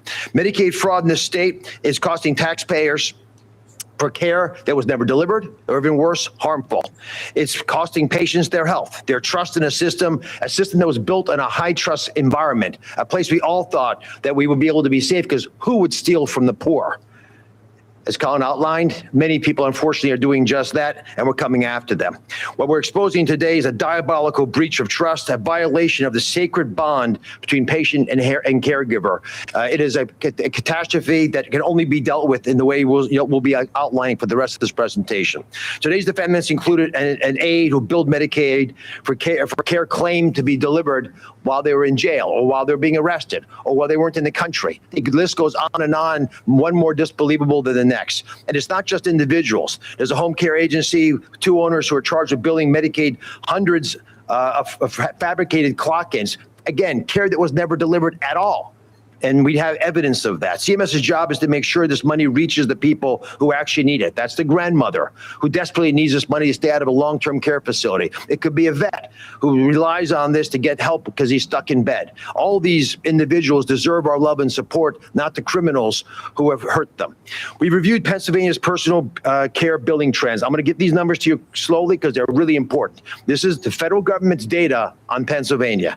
Pennsylvania ranks 5th nationally in average monthly payments, both per beneficiary and per provider. That is way out there. Be number 5 in both those categories. More expensive, that is, in 45 states. Over 96% of personal care claims here are illness unspecified. That's how they're titled. So we can't track them. It doesn't help if the U.S. Attorney or the Attorney General can't possibly find the fraud because people aren't actually telling us what they're really doing. We have to change that history that's evolved here into the norm. And finally, average payments per beneficiary, more than $50,000 Think about that. 50,000 per person getting home care in the state on average, far above what you'd ever expect. All this points to fraud. The cases like these are exactly why a whole government approach is so critical and why we have to develop best practices of how to evolve this system. You're going to be hearing from Dan Brillman in a second. He runs Medicaid. He's going to touch on another problem that's a big one in Pennsylvania, which is autism care services, and why they're, again, not only are they off the chart in Pennsylvania, but the rest of the country, but we are actually here to help. We're giving you a toolkit that will allow the state to be able to tell what's good, what's not, what's foul, what's fair, so we can identify the best use of our funds. Yesterday, I was in Maine. We're investigating home support services, just like you're seeing here, for adults in that case who have autism. Medicaid spending of the top 10 providers there has dramatically increased over the last 6 years. In fact, across the board, if you look at fraud in healthcare, all gone up in the last six years. What happened in 2020 that has catalyzed this? What has allowed this corruption to be weaponized? It's COVID. COVID appears to have unleashed massive fraud through grifters because criminals knew the federal government would not follow up on the money that was spending out. We told the world we were open for fraud and they could start harpooning us with their spears. No mas, no more. We are now making it very clear this administration will not tolerate this fraud. The massive increases that have grown to the kinds of numbers you could not imagine being able to show on a clipboard, with 90% of services billed and paid for, in Maine in particular, where there is no justifiable backup for it. 9 out of 10 services, you can't justify they should have happened. It's the opposite of what you normally expect. We have no tolerance for anyone who invents hours, invents a disability, invents a workforce at the expense of people who depend on these programs. And if you love these most vulnerable Americans, you should care as well. With this all-of-government approach, no scheme is too sophisticated, no fraudster is too elusive. This all-of-government approach includes the states, which is why you have state representation here. And these kits that were crafted are going to help these states, all of them, cope with this problem. We have at CMS an additional bit of information about these problems that Killer Kim, as she's gotten to be known, is going to describe next. This is going to, I think, help dictate how we will intervene if these numbers are not addressed. Kim. Great. Thank you, Dr. Oz. What you just heard on the personal care front is only one part of this fight. CMS is going after all of it. I want to build on that with an update on one of the areas where we've made the most progress, hospice. Since President Trump took office, 1,076 hospices have been removed from the Medicare program in California alone. This represents a 47% reduction in the number of California hospices compared to the peak during the Biden administration. To put that in context, Los Angeles County alone had more than 1,850 hospices. So these are hospices that are no longer under review. They're not on a watch list. They are gone, thrown out of the program entirely, unable to bill Medicare, unable to touch another taxpayer dollar, unable to take advantage of another vulnerable beneficiary. And we're not stopping at California. In May, CMS put in place a nationwide moratorium on new hospice and in-home health enrollments, the broadest action CMS has ever taken in this space. It's in effect through mid-November, and we're using that time to investigate all existing facilities, dig into the data, and remove bad actors, not just process the next claim. That matters here in Pennsylvania too. In its written response to Dr. Oz's revalidation request letter in late April, Pennsylvania stated that it is using the federal moratoriums as a reason to review its program integrity efforts. The state also indicated that it would implement a moratorium on newly enrolling hospice providers and evaluate whether a statewide or geographically targeted moratorium is necessary for home health providers. But CMS has not yet received a moratorium request from Pennsylvania. So we are challenging the state today to follow through on that commitment and take the action needed to protect beneficiaries and taxpayer dollars. Whether it's hospice in California or home health here in Pennsylvania, the model is the same. Stop the bad actor before the money goes out, not chase after it years after.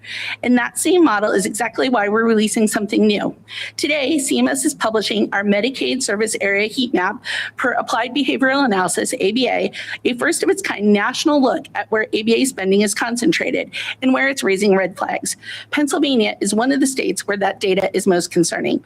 I'm now going to turn it over to our Director for Medicaid and CHIP Services, Dan Brillman, to walk you through what the heat map means and what it means for kids and families here in Pennsylvania. Over to you, Dan. I tried every type of easy medication, Viagra or sildenafil, and Cialis or tadalafil. I know this works for some people, but I did not get reliable results. 4 out of 10. Now, Good morning. As the leader for Medicaid and Children's Health Insurance Program, when we see problems, we come with solutions. You know, Medicaid is a safety net program, and we want it to be there to catch you now and for years to come.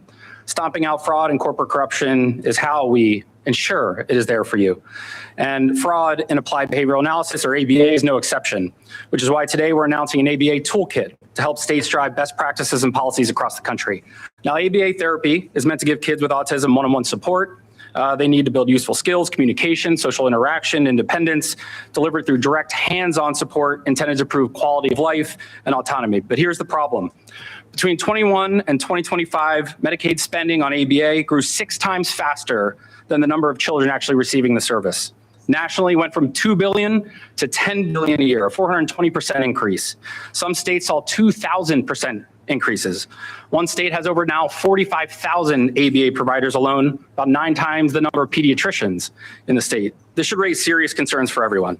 We know issues that we've seen on the news like Minnesota, where their billing for services exploded from $3 million in 2018 to $400 million in 2023, a surge driven by organized fraud rings providing kickbacks for parents to sign their children up. But here in Pennsylvania, the data tells a similar story.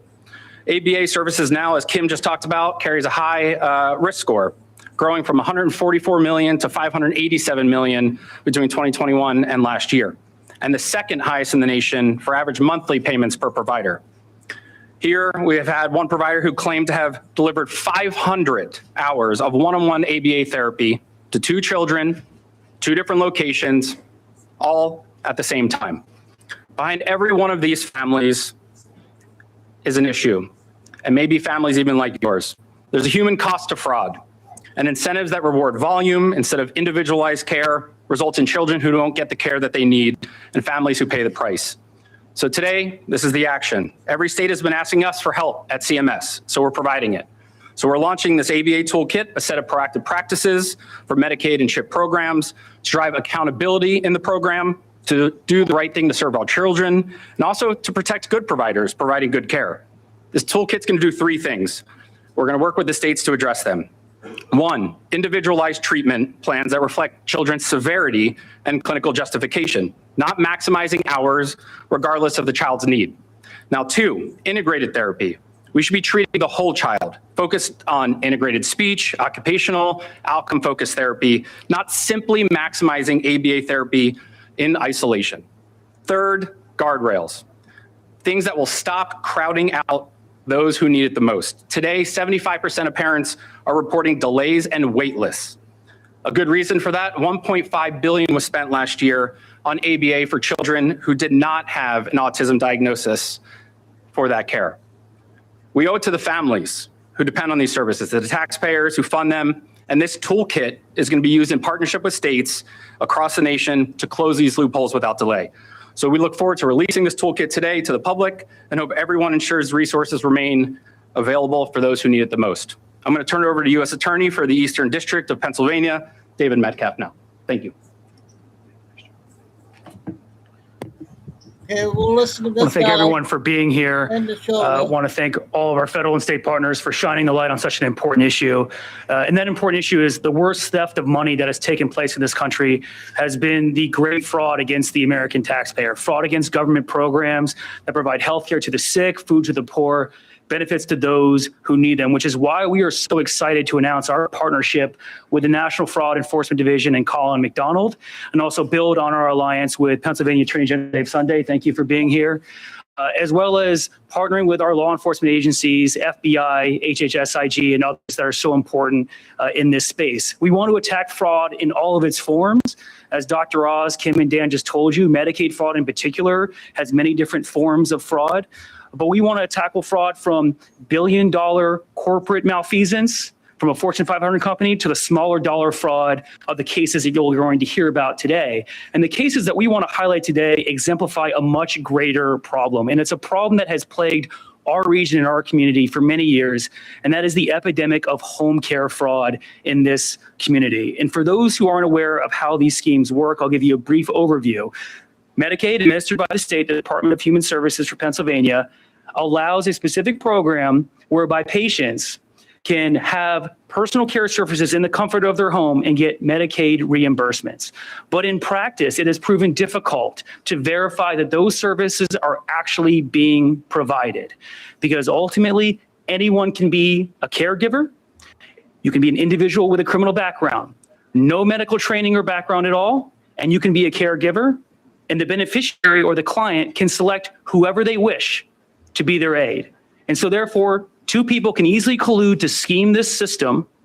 And once in the system, and this is the important part, it's tough to verify that the services are actually being rendered, because the caregiver or the client behind closed doors simply can tap a button on their smartphone app or call in, and that record doesn't actually establish that the person was actually there or providing healthcare services.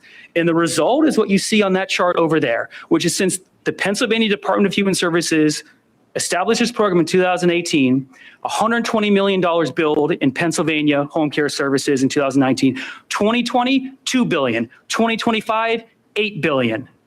This is not the reflection of supply and demand.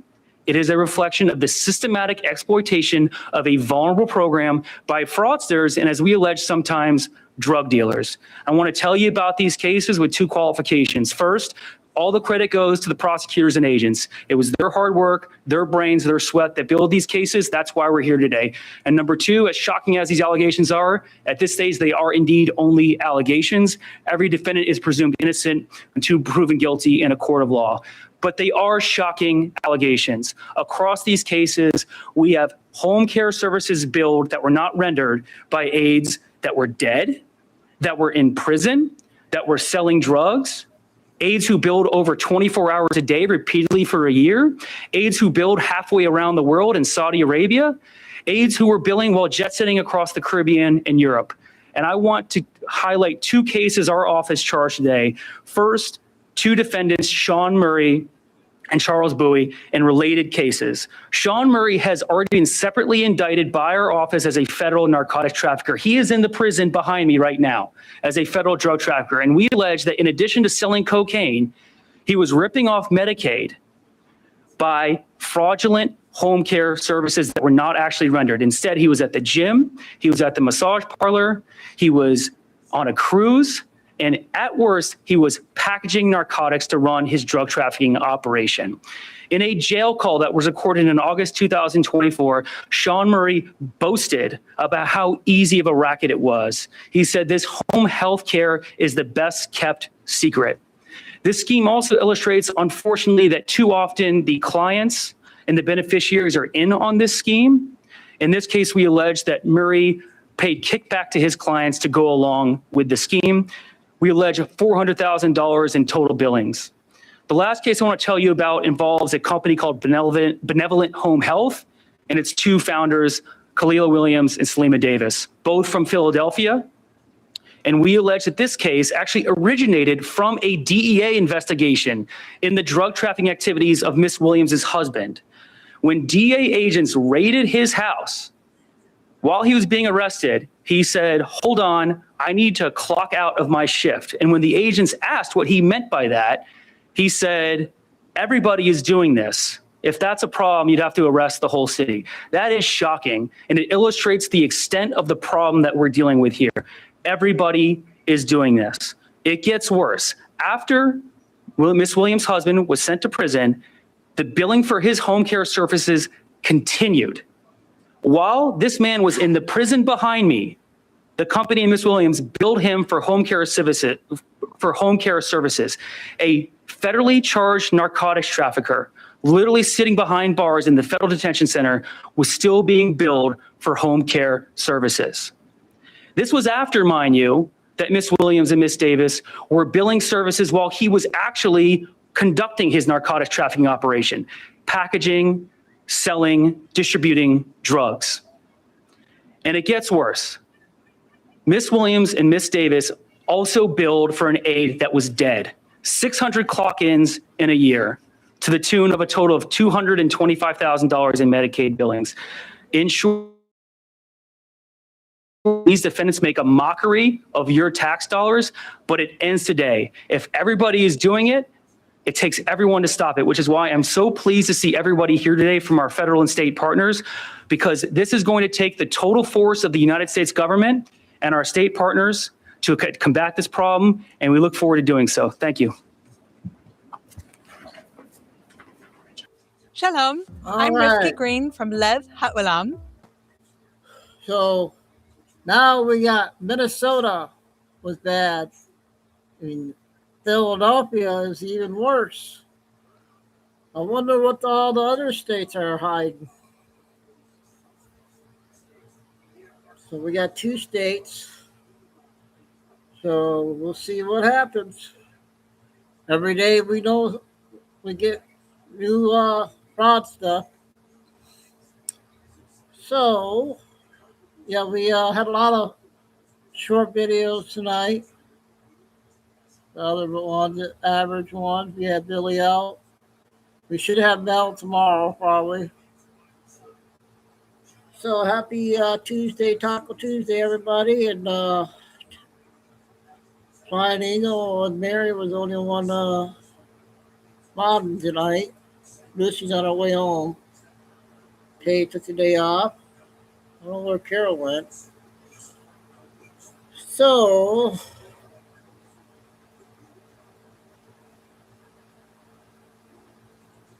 oh, yep. Yep. Yeah, I've been seeing that on Telegram. A lot of stuff in Australia.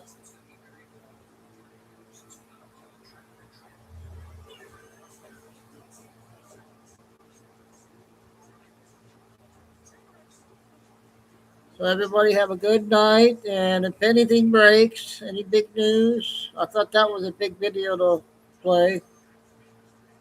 And God bless everybody. Love all.